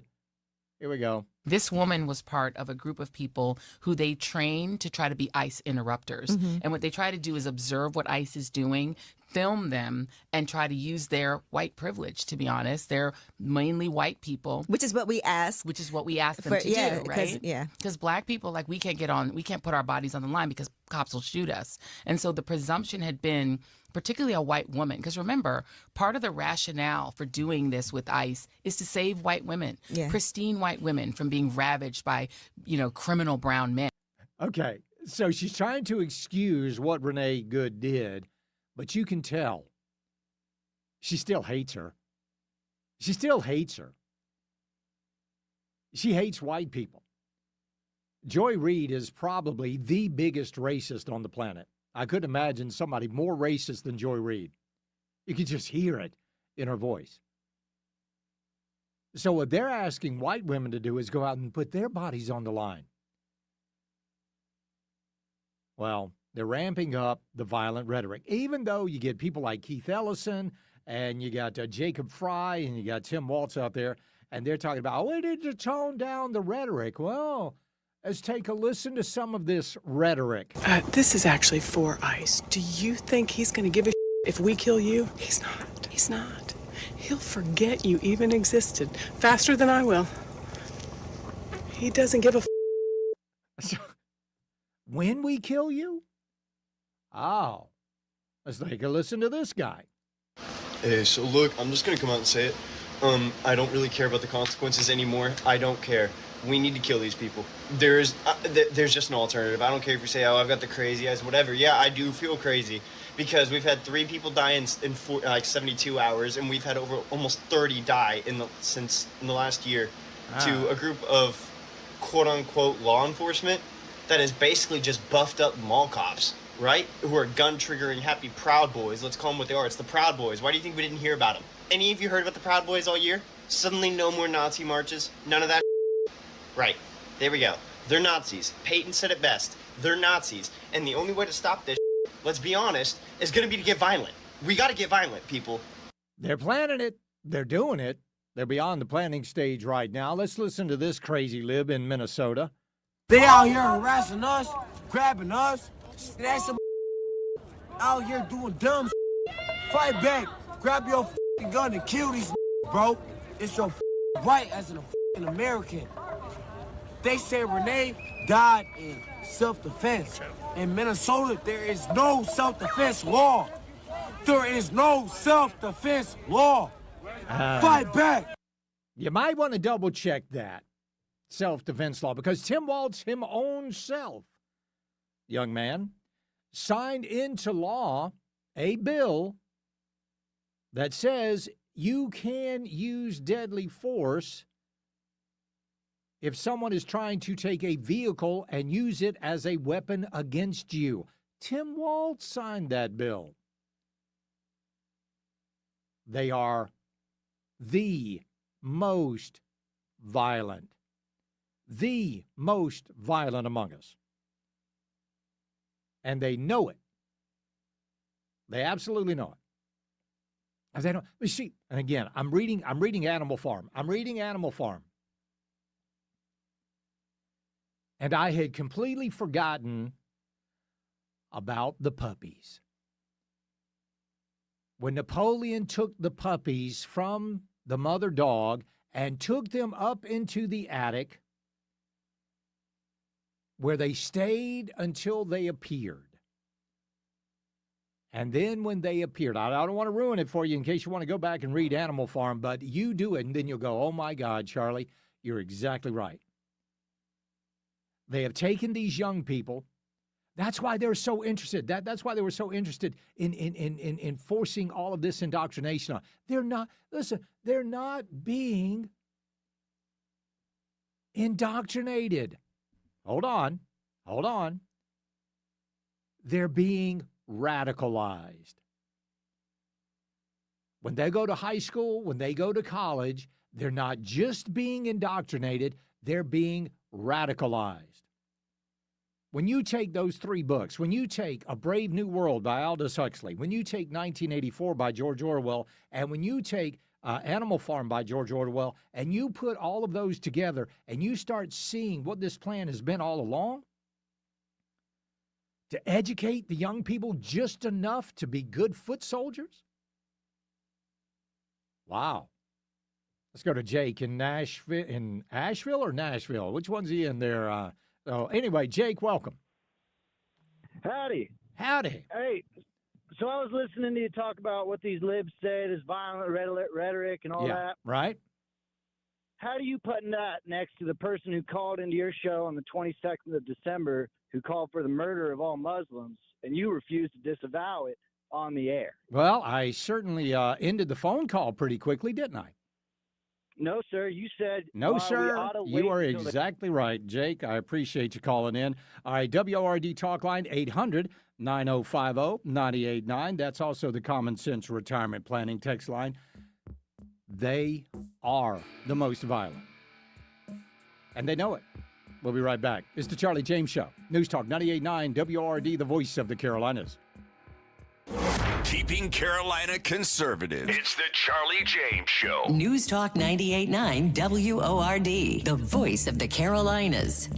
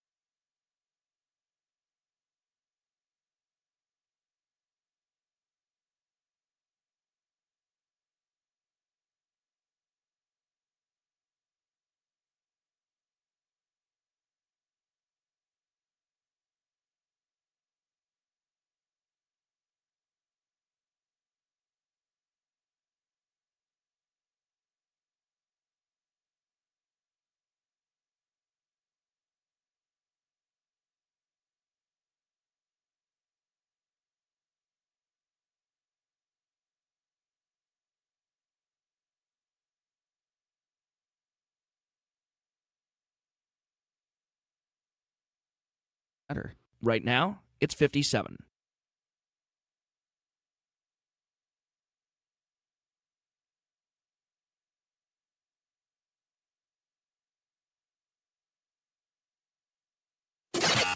Chat with Charlie. 800-905-0989. Save it on your phone. This is the Charlie James Show, only on News Talk 98.9 WORD. The voice of the Carolinas. And welcome back to the program. Let's go to the phones right now and talk to Representative William Timmons. Congressman Timmons, welcome to the program. Hope you're doing well, sir.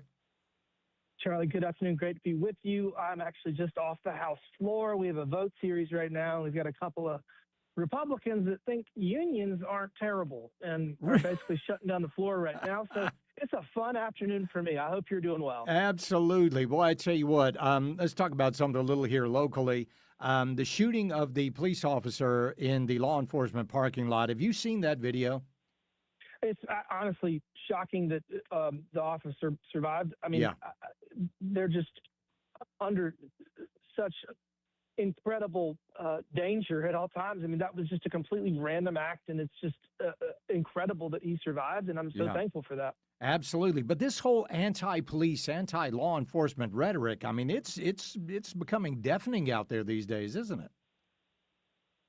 I mean, whether you're state, local, or federal law enforcement, the Democrats have just decided that they're going to not only defund police, but they're going to incite violence against law enforcement. And the rule of law is critical in any society that is going to have, stable opportunity at life and liberty. And it's just incredible that the Democrats continue to use this rhetoric. And it's going on out there a lot. Of course, we're seeing a lot of the rhetoric coming from the shooting of Renee Good in Minneapolis. I mean, this woman was trying to run the police officer over with a car. And the media has refused to report on it because they use an angle that doesn't make it as obvious that the officer literally got hit. He got hit. So, I mean, what do you want the officer to do? It's just incredible. I've had a bunch of crazy people say that they should have tased her. I was like, tased her through the windshield? And then they said, shoot out the tires. I'm like, what do you mean shoot out the tires? He was a foot or two away from the car, and then she floored it into him. I mean, it's just ridiculous. These people have no common sense. They have no real world experience. And look, if you're going to attack law enforcement and you're going to use potentially deadly force, you are forfeiting your life. It's as simple as that. Yeah, you are exactly right. And because of that, some of the Democrats are saying that we need to defund ICE, and if they don't defund ICE, they're going to shut the government down at the end of the month. How's that looking right now? I mean, listen, throw me in that briar patch. If these Democrats want to shut the government down because we're enforcing the rule of law and we're so this is the crazy thing. The ICE and Customs and Border Patrol, they are currently only deporting people that have had there's 1.4 million people in this country that have had all of their due process. They've had all of their appeals. Right. And they have violated that. So we have at least another year or two of deporting people that have had their day in court, and they have been told to leave, and they refuse to leave. And so these people are violent criminals. We're not just going after people that are here illegally. We're going after people that are violent criminals. So the fact that the Democrats are going to shut the government down or threaten to shut the government down over the president facilitating the deportation of violent criminals is just insane. So listen, if they want to shut the government down because of that, they don't have any policies that work. They don't have any leaders. They don't have any plan. And the American people will see through that, and we'll grow our majority and get another 2 years of the president and the Senate. Yeah, we certainly hope so.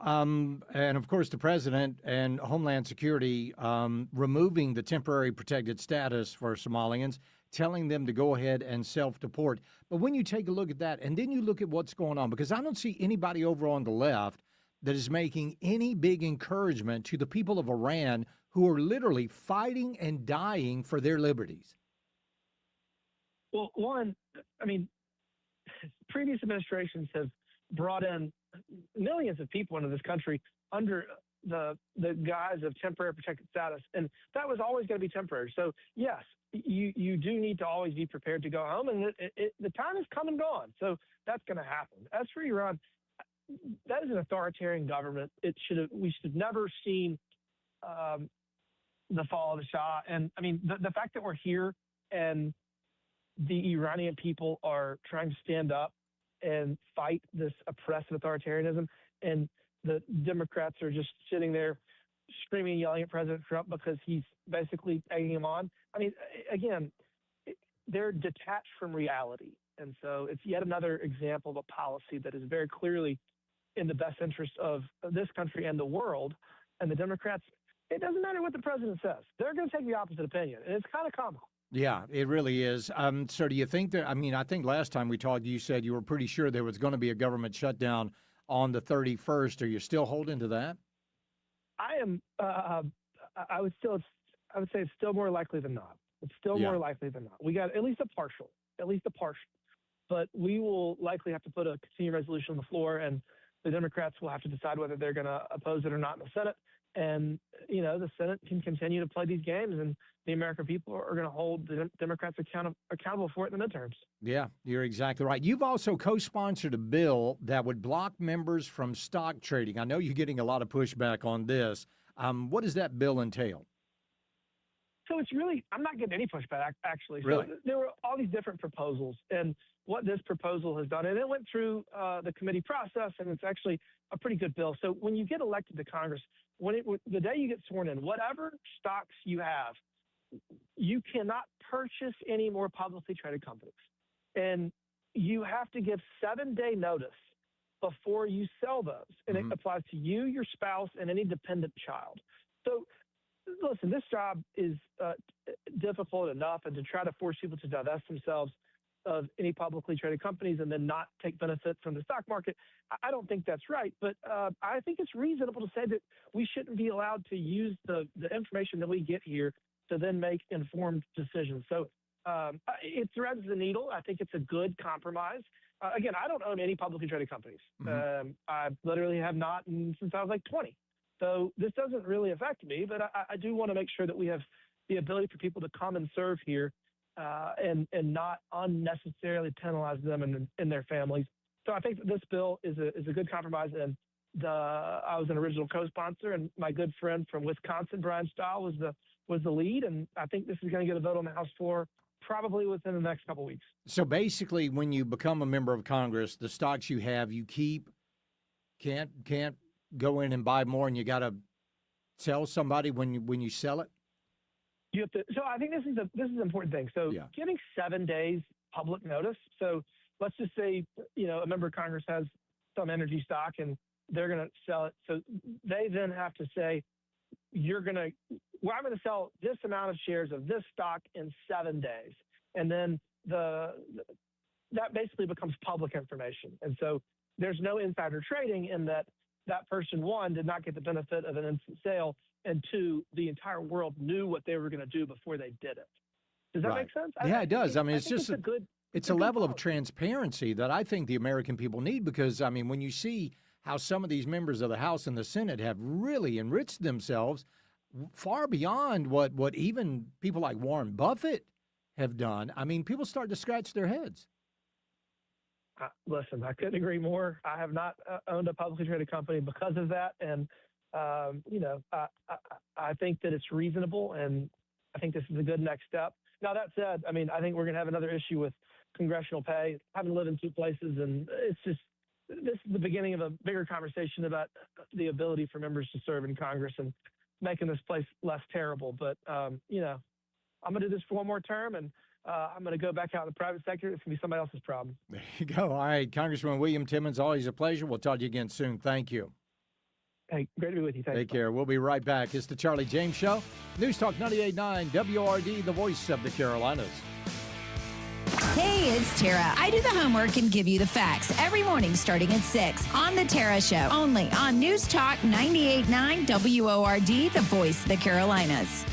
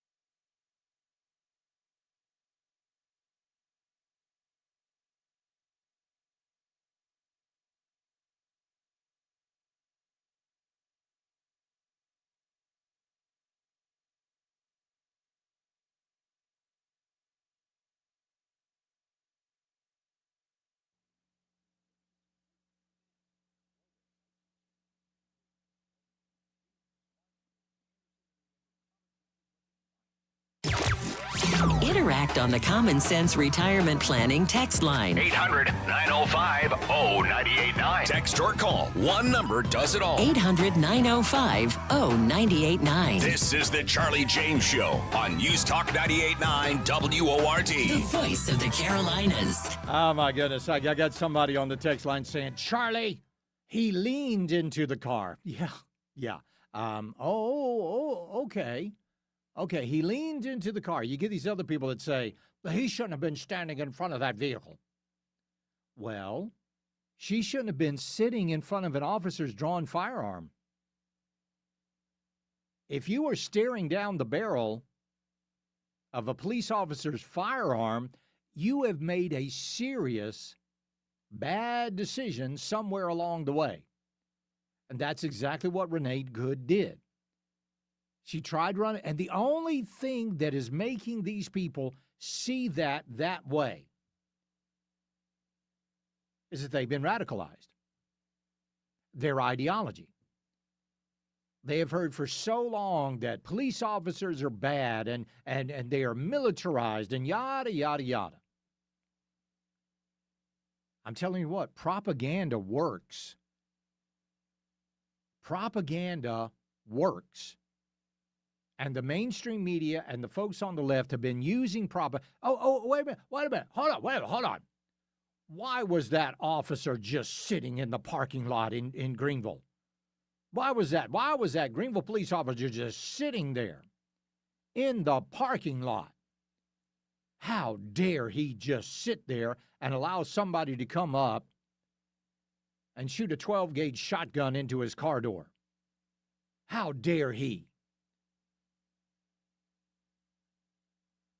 At what point does an officer get to defend themselves? I think at the point where the engine revs, the tires spin, and the vehicle attempts to hit them. Now, have you noticed there's one little piece of video that's missing? One little piece of video that we haven't seen out there? That's from Renee Good's wife. She was videotaping the whole thing. Where exactly is that video? Because you were the one antagonizing the police. You were the one that was yelling, "Drive, baby, drive." And ultimately, you were the one that said it was your fault that she was there. Oh, she was just dropping her kids off at? No. Hush. You guys know what the truth is. You just don't want to admit it. Let's go to Paul in Inman. Paul, welcome. Hey, Charlie. Hey, listen, you know what? It's a really simple thing. Our government, our own government, put all this stuff on us. It started way back in COVID and everything. And first off, I would like to know if anybody ever watched Black Hawk Down. Yeah. How in the heck is a Somali even in this country? Right. I mean, they brutalized our soldier there that went down. Yeah.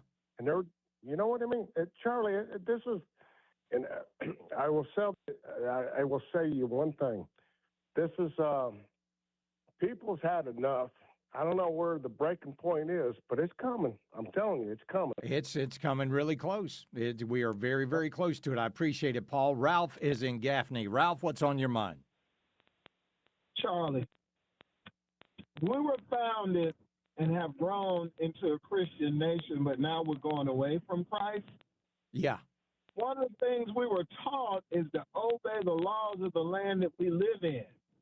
Now, we can't go over to Russia and do what we want. No. I mean, ask Brittany Griner how it was. Think you can smoke weed in California and go over there and think you're going to do the same. Exactly, lifestyle. yeah. We got to get, I mean, why can't people understand that? I mean, they want to, we're supposed to show love. We're supposed to show love. Right.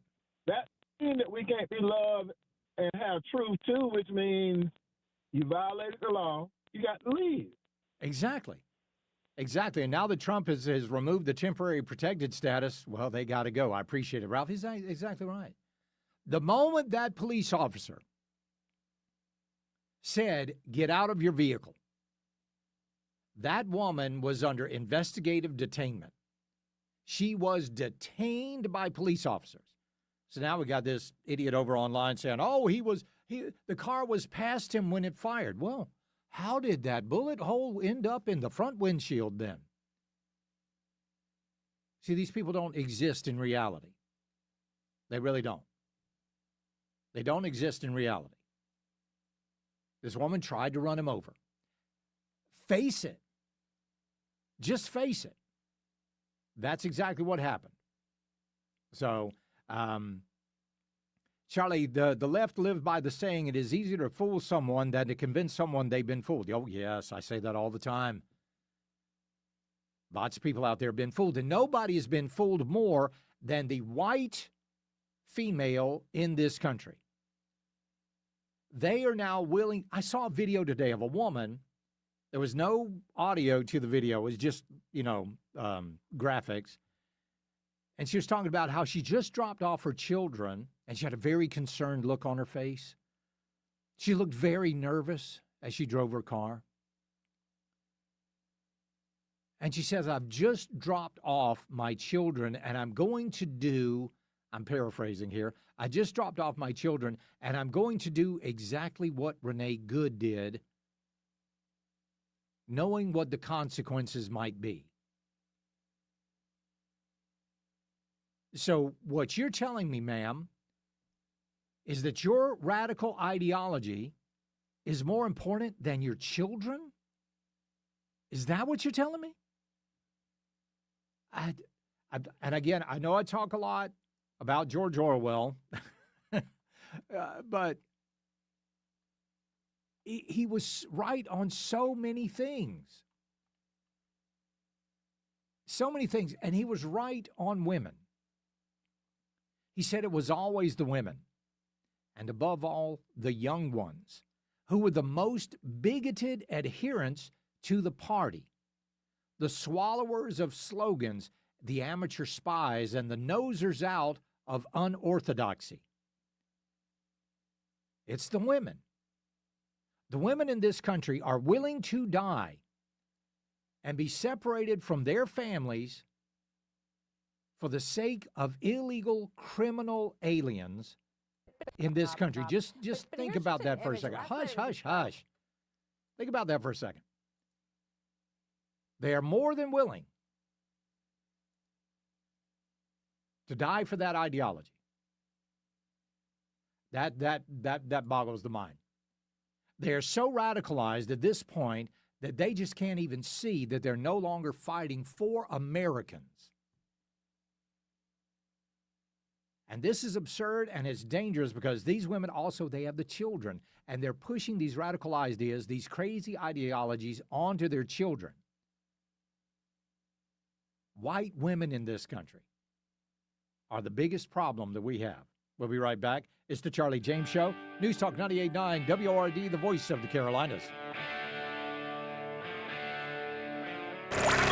Grit, truth, and a whole lot of common sense. It's the Charlie James Show on News Talk 98.9 WORD, the voice of the Carolinas.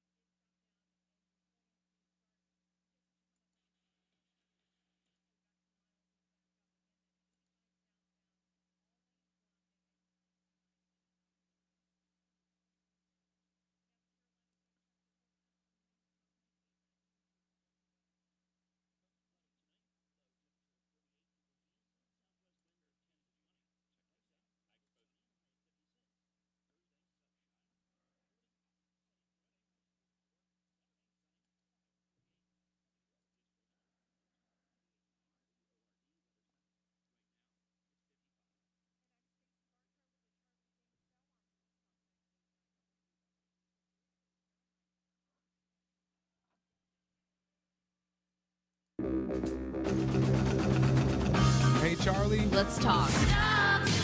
It's the right talk. Charlie? Welcome. This is the Charlie James Show. Now we're talking. News Talk 98.9. WORD. The voice of the Carolinas. Welcome back to the program. We just heard Joy Reid a few minutes ago, and even though she was trying to say what Renee Good did was appropriate, you could still tell how racist Joy Reid is. And this is a new thing now. Well, it's not a new thing, but it's louder now. The racism in this country. Let's go to Edward in Easley and talk to him real quick. Edward, welcome. Hey, thank you, Charlie. First time caller. Then you get the bell. Hey. There you go. What's up, man? Hey, these leftists that are calling out for taking up arms and killing ICE agents, yeah. I think one of the first things they're probably going to do, it concerns me, is they're going to kill a few of their own and blame it on ICE and false flag. Us conservatives. Yeah. Oh, I don't doubt I that. can see them do that. I don't doubt that. Yep. Yeah, that's coming. On another note, from being a counter narcotics veteran several decades ago, some of these politicians that are just talking junk and going against it, it's a lot safer for our Coast Guardsmen, DEA, ATF, and our sailors to have us just put a missile on those boats and those targets instead of us trying to board them. Yeah. It's a lot more dangerous doing that. You're exactly right, Edward. yeah. I appreciate it, buddy. Thank you. Have you noticed something, by the way? Have you noticed there's no videos coming out from the War Department about those drug boats being blown out of the water? Have you noticed those have kind of disappeared? Yeah. Couple of reasons here. Number one, the people got the message. Hey, if you're going to be transporting drugs out of Venezuela, good luck. And number two, we went in and got Maduro. And all of a sudden, for no particular reason, they stopped running them drug boats. Mama said, stupid is as stupid does. They're not doing them anymore. They got the message. Good. Let's get back to the conversation about racism. I want you to listen to a guy named Dante King. He's a legal scholar. And he was teaching a class. Listen to what he said. This is pretty amazing. Here we go. Whites are psychopaths, and their behavior represents an underlying biologically transmitted proclivity with roots deep in their evolutionary history. How many of you could see the proclivity that evolved deep within the evolutionary history of whiteness by show of hands? How many of you could see it? Some people are sitting here, oh no, I don't want to raise my hand. That's called denial. There's no discussion about the delusion and the perversion of whiteness. Say this with me. Rape culture in America is a legal, economic, and moral institution. So we have it written in the law, you can rape Black women, but we've never been a racist country. Huh. Somebody show me that law. Somebody somewhere show me that law. Now, if you want to talk about rape culture, in the year 2000, England and Wales had 8,000, in the year 2000, England and Wales had 8,593 rapes reported. In 2023, they had 68,109. In 2000, Germany had 8,133 rapes. In 2023, Germany had 39,029 rapes. In 2000, France had 7,500 rapes. In 2023, France had 42,400 rapes. In 2000, Poland had 2,399 rapes. In 2023, Poland had 1,127 rapes. Their rapes went down. What changed? What changed between 2000 and 2023? In just those 23 years, what changed? Immigration. Immigration changed. And not even, just looking at Sweden. Right now, England and Sweden are fighting neck and neck about who's going to be the rape culture. United Kingdom, 109 rapes per 100,000 people. Sweden, 85.9 rapes per 100,000 people. All of that has to do with immigration. Poland has 1.48, Bulgaria 1.42, Slovakia 1.9. Those countries don't import their problems. England, Sweden, Iceland, France, Denmark, Norway, Finland, Ireland, they've all imported their problems. That's the culture, Dante King. That's the culture. But you would rather make it about whiteness? Okay. There you go. So that's out there. I understand. I find it just as crazy as you guys do. Just as crazy. And when I told you about, that was a college class that he was teaching. Where was he teaching that out? Hold on, let me see. Oh, of course. It was at the University of California at San Francisco. Of course it was. Let's go to Larry in Cleveland County and talk to him. Larry, welcome. Yes, sir. How you doing today, Charlie? I'm doing great. What's up, man? I just want to bring up an issue. Bill Clinton was supposed to be in court today, and he didn't show up. Let me check my watch here. You're exactly right. He was a no-show. Yeah, and his wife's supposed to be there tomorrow. My question is Donald Trump had to be in court every day, and he showed up. Yeah. How come they can skate out and there's no consequences to that? Well, I don't understand that. I hope there will be. In fact, I appreciate it. Representative Burchett is actually talking about filing charges, criminal charges against Bill and Hillary Clinton for not showing up. They were subpoenaed by Congress to show up and testify in the Jeffrey Epstein deal. They didn't. Now, who else didn't who didn't show up? Oh, that's right, Steve Bannon. Steve Bannon failed to show up to the sham, bogus January 6th committee. And what happened to him? He went to jail. But remember, nobody is above the law, except, of course, the Democrats. We'll be right back. It's the Charlie James Show. News Talk 98.9 WORD, the voice of the Carolinas. 15 minutes of non-stop breaking news and stimulating talk jumpstarts every hour on the Charlie James Show. News Talk 98.9 WORD, the voice of the Carolinas.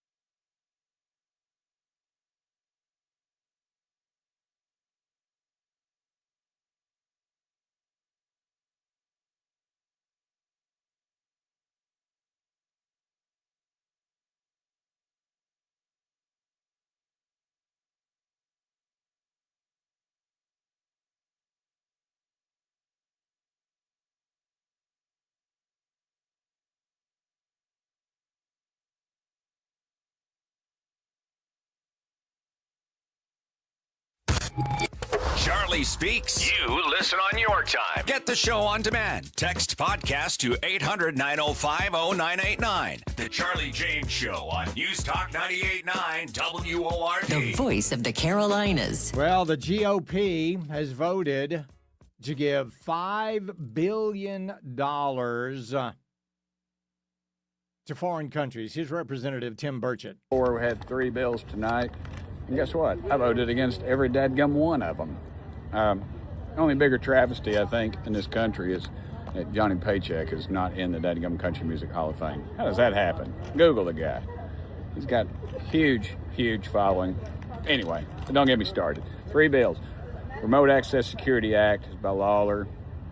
It outlaws something that's already outlawed, but it brings in about 8 people. We think at $250,000 a pop. I don't know. It goes anyway. A few $1 million into it with everything. And so I just we got to quit spending dadgum money, folks. Voted against it. Another bill dealt with Africa. Let's see. It was the imports. Let's see. It removed. I'm sorry, I'm losing my place here. Extends duty-free treatment with respect to African nations. That was $1 billion price tag. $1 billion price tag. See you, Luna. The other one was Haiti economic lift. Look, Haiti's a nightmare. Clinton's, everybody's down there, Bush. I don't know. You can't get a real story about what the heck happened down there. All those. They're just spending money like drunken sailors. We need a lot more Tim Burchetts in Congress. So here we've got $5 billion to refugee welfare. Collins, McConnell, Murkowski, Lindsey Graham voted for it. Kennedy voted. Senator John Kennedy voted for that. Now, everybody loves the way Senator John Kennedy talks. But if you stop listening to the way he talks and you start looking at the way he votes, he's not a whole lot better than Lindsey Graham. Let's go to Cassandra in Greenville. Cassandra, welcome. Hi, Charlie. Boy, I called about a different issue, but holy moly, I don't believe what I just heard. Yeah. It's just so upsetting.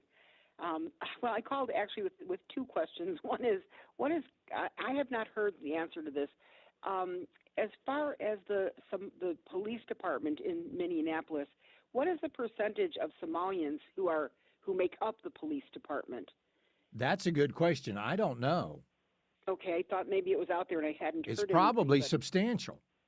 Yeah, I'm wondering because the way they didn't help and they backed down, and yeah. I'm thinking, I have a feeling maybe there's a replacement going on. Sure, Not absolutely. Just there, but and my other question is, if there is one issue, Charlie, that President Trump should really focus on. I know there are a million, but for 2026, I would love to hear your opinion of what that might be, where he really needs to focus to help our country. Because boy, we love America, and we certainly know what it is when it's everybody loving America in America. Yeah, I think the number one thing that he should always focus on, any president, should be the economy. And I think he's doing a really good job with that with tariffs. I think we might see by tomorrow, if the Supreme Court will actually take up this lawsuit against the president on his tariffs. Because, the inflation numbers came in today, 2.7%. I know. That's good by any standard, especially when you consider we were well over 9% when Joe Biden, closing in on 10% under Joe Biden. Yes, absolutely. So, I know it's I don't know. It's I really always appreciate your input on Well, this. I appreciate you, Cassandra. It's always the economy, and it is always national security. Now, what he is doing with the economy, we can see. A lot of the things that he's doing with national security, that stuff that has many, many, many different layers. Now, we know we went in and we got Maduro. We know we've been blowing these drug boats out of the water. But a lot of people have been saying, oh, well, it's just cocaine. That's all it is. You see, Trump can't do anything without the liberals losing their minds over it. It was about so much more than that. because there is a globalist cabal at play. And this globalist cabal is unbelievably wealthy. In offshore accounts in the Caribbean, there are literally trillions of dollars that fund this cabal. And the vast majority of that money comes from the trade of narcotics. What President Trump is trying to do is to disrupt their pipeline of all of that money and break the back of the globalist. That's what he's trying to do, and that doesn't get enough press. Let's go to Austin in Waynesville. Is this Austin? Yes, sir. This is me. How are you, sir? What's going on? Oh, I was just going to say something about the protest and everything, where they was having the local law enforcement in Minneapolis stand down or even go against ICE. I didn't know if anybody. I hadn't been listening too long. Don't know if anybody already said it, but I was just going to say there are. Let's see. There are real police officers, and then there's Minneapolis police officers. Yeah. Yeah. And they're not enforcing the law whatsoever. I know. I just that. What I guess is the police commissioner there in Minneapolis, the guy that looks like a thug. I mean, he was bending over backwards, apologizing to the Somali community not long ago. I know. You see, they count on them for votes. Hat bill don't impress me too much. Yeah, you're exactly right, Austin. I appreciate it, buddy. He's absolutely right. They are not enforcing the law. If they did, then people like Nick Sarter wouldn't be getting assault. The 911 operators wouldn't be asking, "Are you white?" And wouldn't be saying things like, "You're on your own." They would be in there actually doing something, but they're not doing anything. They are not doing anything.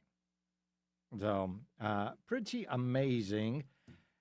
ICE insurrectionists in Minnesota, they are very, very organized. In fact, they've always been organized. And they're organized not only in Minnesota, they're organized around the country. But who is organizing them? And finally, the people over in the mainstream media are starting to admit that they're organized.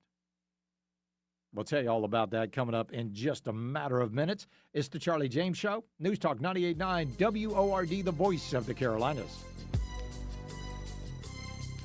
You've stepped into the Upstate Talk Octagon. A few left jabs and a lot of right uppercuts. It's the Charlie James Show on News Talk 98.9 WORD. The voice of the Carolinas.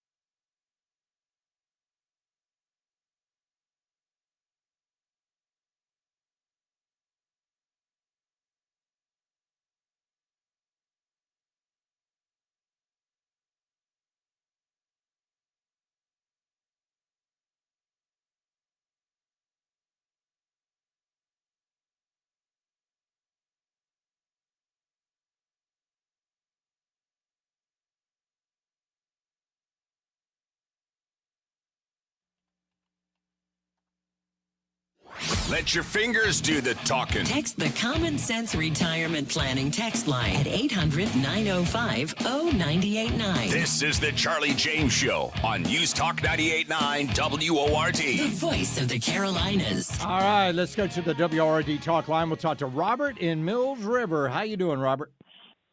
I'm doing good, Charlie. How are you? I'm great. What's up, man? I was just sitting here thinking, I was coming home from work. I was telling JJ earlier, and I heard you all talking about them water cannons and stuff.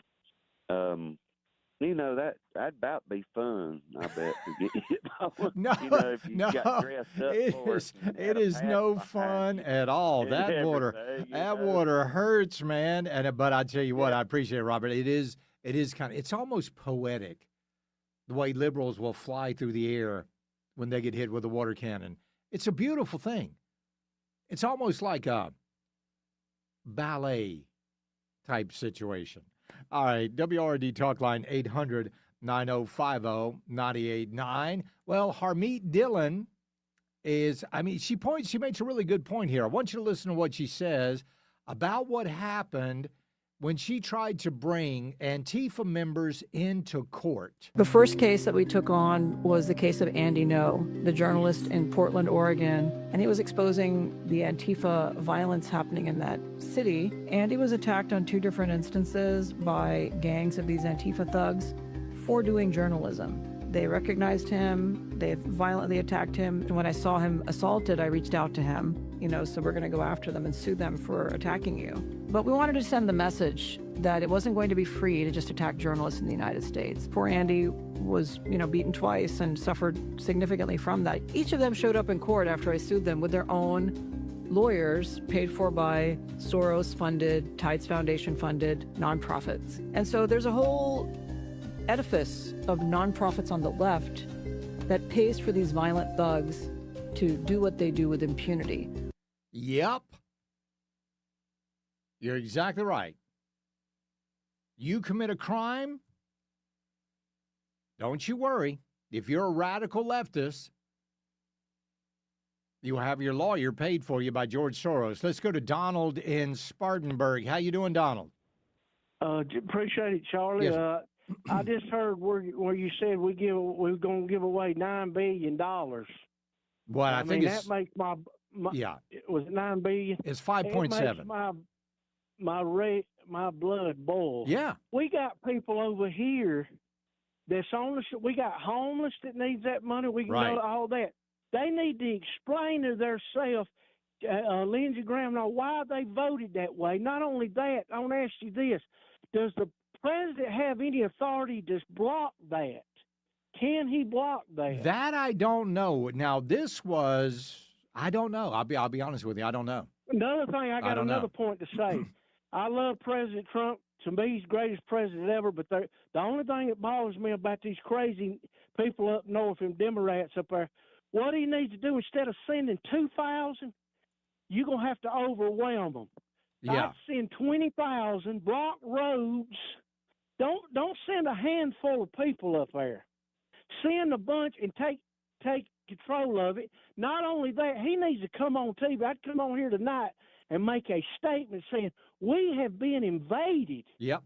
They let 21 million. Obama and Sleepy Joe let 21 illegal aliens in this country. We don't know who's in this country. We don't know what's going to happen. It's got to be dealt with. I'm going to tell you this, Charlie. If they need me today, and I've already sent a letter and everything, I am going to volunteer. If ICE needs me, I will volunteer. I think a lot of people feel the same way. Send me up there, I will go up there. It's time to draw a line in the sand. This is America. It's time to Americans say, hey, this is our country. These Democrats, they will sell this country out. They're anti-American. Yep. And we're in a war. You are exactly right. We're in a war on our soul. You're right. And they declared it. I appreciate it, Donald. They declared it with the help of a lot of people. Over at MSDNC, they just confirmed that these rioters are organized. The immigration enforcement activity. If the goal was to make people afraid, if the goal was to censor them in some way. It has had exactly the opposite effect. I spoke to several of the people who were involved in the citizen monitoring groups. As of Saturday, they had 4,000 additional people sign up for these groups, and they do varying things. At some of the schools, for instance, today, a group of retired teachers showed up and surrounded the schools with the phalanx of older teachers who could have been, enjoying their retirement. And instead, they're standing in front of the schools, basically telling the agents, if you're going to come here and go after the students, because they are arresting minors, they are apprehending minors in some cases. If you're going to go after the people in the school, you got to go through us first. They are out on the streets, and they are calling dispatch units throughout the city to let people know where ICE is operating. There are these heat maps that they have to show where this activity is happening. Wow. So people are, when Keith Ellison said Minnesotans are responding to this, it is incredibly organized. I don't want to use hyperbole, but it almost sounds like the kinds of things that you read in school about the French resistance. I mean, they're really going to... All right, she hit 2 points there. Number one, yes, they're organized. Yes, they are well-funded. And number two, the French resistance. These are not protests. This is not resistance. This is active and open rebellion against the federal government. Active and open. Didn't we have a war over rebellion? Well, these people are the new Confederates. They're the new Confederacy. They're gathering together to go against the federal government. And they're doing it with a lot of money backing them. You know it. I know it. Everybody knows it.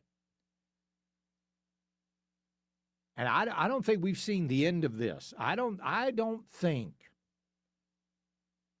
that what happened to Renee Good is the end. I think that because they're just ramping up their rhetoric right now. Speaking of Renee Good, they had the Golden Globes the other night, and all these so-called celebrities showed up at the Golden Globes, and they were wearing these pins that said, "Be good, be good, be good." I don't remember them wearing pins for Dakara Thompson, who was brutally raped, tortured, murdered, and thrown off a bridge by an illegal alien. I don't remember them wearing buttons for Laken Riley. I don't remember them wearing pins for Irina Zarutska. I don't remember that. Do you? Of course not, because they did not do it. Let's go to Mike in Simpsonville. Mike, welcome. Hey, brother. Hey, man. Good to talk to you. You too. What's up? You know what's ironic? These people in Iran want democracy and freedom like we have here. But you got these idiots in the street wanting to turn our country into Iran. Yeah. I don't get it.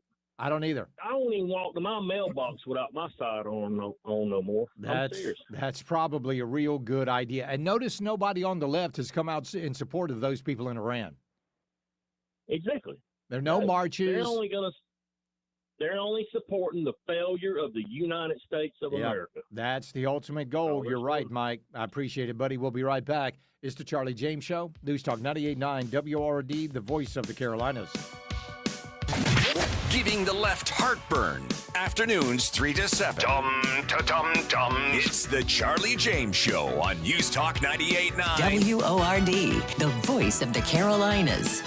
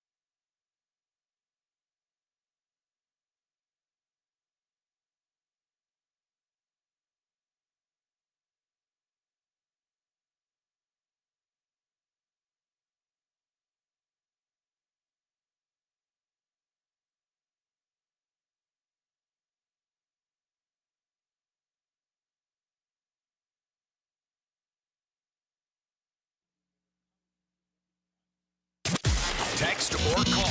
One number does it all. 800-905-0989. This is the Charlie James Show on News Talk 98.9 WORD. The voice of the Carolinas. Well, President Trump and his administration have made good on a promise to label 3 Middle Eastern branches of the Muslim Brotherhood as terrorist organizations and imposing sanctions on them and their members in a decision that could have implications for U.S. relationships with allies like Qatar and Turkey. This is from Spectrum News. The Treasury and State Department announced the actions today against the Lebanese, Jordanian, and Egyptian chapters of the Muslim Brotherhood, which they say pose a risk to the United States and American interest. The State Department designated these the Lebanese branch of foreign terrorist organization the most severe of the labels, which makes it a criminal offense to provide material support to the group. The Jordanian and Egyptian branches were listed by the Treasury as specially designated global terrorists for providing support to Hamas. These designations reflect the opening actions of an ongoing sustained effort to thwart Muslim Brotherhood chapters' violence and destabilization where it occurs. That takes us to Oklahoma. In Oklahoma, there was plans to build a huge mosque, an Islamic center, if you will, in Broken Bow, Oklahoma. That land was actually tied, the ownership of that land was actually tied to the Muslim Brotherhood. I'm sorry, I said Broken Bow, Broken Arrow, Oklahoma. So a bunch of patriots actually got together. They went to the meetings. They wrote letters. They sent emails. They hung flyers. And it looks like that mosque is dead. This is T.W. Shannon. Listen to this. Hey, everybody. We're here in Broken Arrow. This is a serious situation that we see happening right here in our state of Oklahoma. We have an Islamic center that is trying to come and take camp and set up right here in Broken Arrow. And you can see people are turning out. We got a chance to meet some folks. And my main question was, are you from Broken Arrow? Now, we chose not to go inside. That really needs to be for Broken Arrow citizens. But we're passing through town. This is an important issue. Again, when I was in the legislature, we voted to ban Sharia law. And we know that oftentimes this is just the camel's nose under the tent. So I'm glad that people are turning out. I don't think this is in support. I think these are people who are concerned citizens that want to make sure they're pushing back about the idea of any ways of bringing Sharia law, which is absolutely not compatible with Western civilization. And he's exactly right. Well, they did it. They shut it down. No more, at least right now, no more plans for the mosque in Broken Arrow, Oklahoma. Now the people of Plano, Texas, you've got to do the same thing. This was a massive victory for Broken Arrow, Oklahoma. Those who live in Broken Arrow and many others all gathered in the auditorium of the Administrative Services Building at Northeastern State University, Broken Arrow, to discuss the proposed Islamic Center that would be located near Olive Avenue, close to the Creek Turnpike. We first reported on this project in December, and records showed the land was purchased in 2014 by the North American Islamic Trust. Since the announcement, the proposal was drawn both support and opposition from members of the community, with more than 400 people signed up to share their thoughts tonight. Many of the concerns were geared towards possible traffic issues, economic discussions, sewer, parking, and the overall uncertainty of what would happen in the building or on the land. Others who were here for it reminded the council that those in the meeting that they too call Broken Arrow home and are wanting the second place to worship. So anyway, they rejected the proposal 4-1. It was denied. They were showing video of the people speaking, and you could just tell who was for the Islamic Center and who was against it. I'm going to wage a bet that the guy with the man bun was for it. Just a hunch there. Something about that. Just a hunch. Well, over the House of Representatives, they have filed a new reconciliation bill, and it bans illegals from obtaining a dime of taxpayer welfare. Now, Republicans in Congress can and must go it alone with the second reconciliation bill. And this RSC's framework is all about making life affordable again for the American people and putting the American worker first. It prevents illegal immigrants from obtaining all government handouts, cracks down on rampant fraud like the abuse and mess that we've seen in Democrat states like in Minnesota, and reforms funding so only citizens count when we're doling out federal funds to the states. Now, this is our moment to flip the script, restore balance for the American people, and put power back in your hands, not bureaucrats, foreign nationals, or illegal immigrants. And he's exactly right. Illegal aliens should not get a dime of taxpayer welfare. Not a single dime. Why? Because you don't get it. If you go to another country, tell me what other country you can go to as an illegal and get government subsidies and welfare. Name one. Well, there are some out there. England, one of them. All of the UK, including Scotland. Ireland, you can do that. And look at what's happening to those countries. They're going broke. We're going broke by huge numbers. We can't afford to be giving money away to non-citizens, illegal aliens in this country. And we told you about all the fraud. We told you about the autism fraud, the daycare fraud, the adult daycare fraud, the non-emergency transportation fraud. We told you about the hospital interpreter fraud. All of that money to the tune of billions of dollars. This is a reconciliation bill. Only takes 51 votes in the Senate. Let's see if it passes. All right, folks, we are going to get out of here, and you guys, you go have yourself a wonderful, wonderful evening. Looks like it's going to get cold later on in the week. We'll talk all about it tomorrow. As always, God bless. Buckle up. Bye, y'all.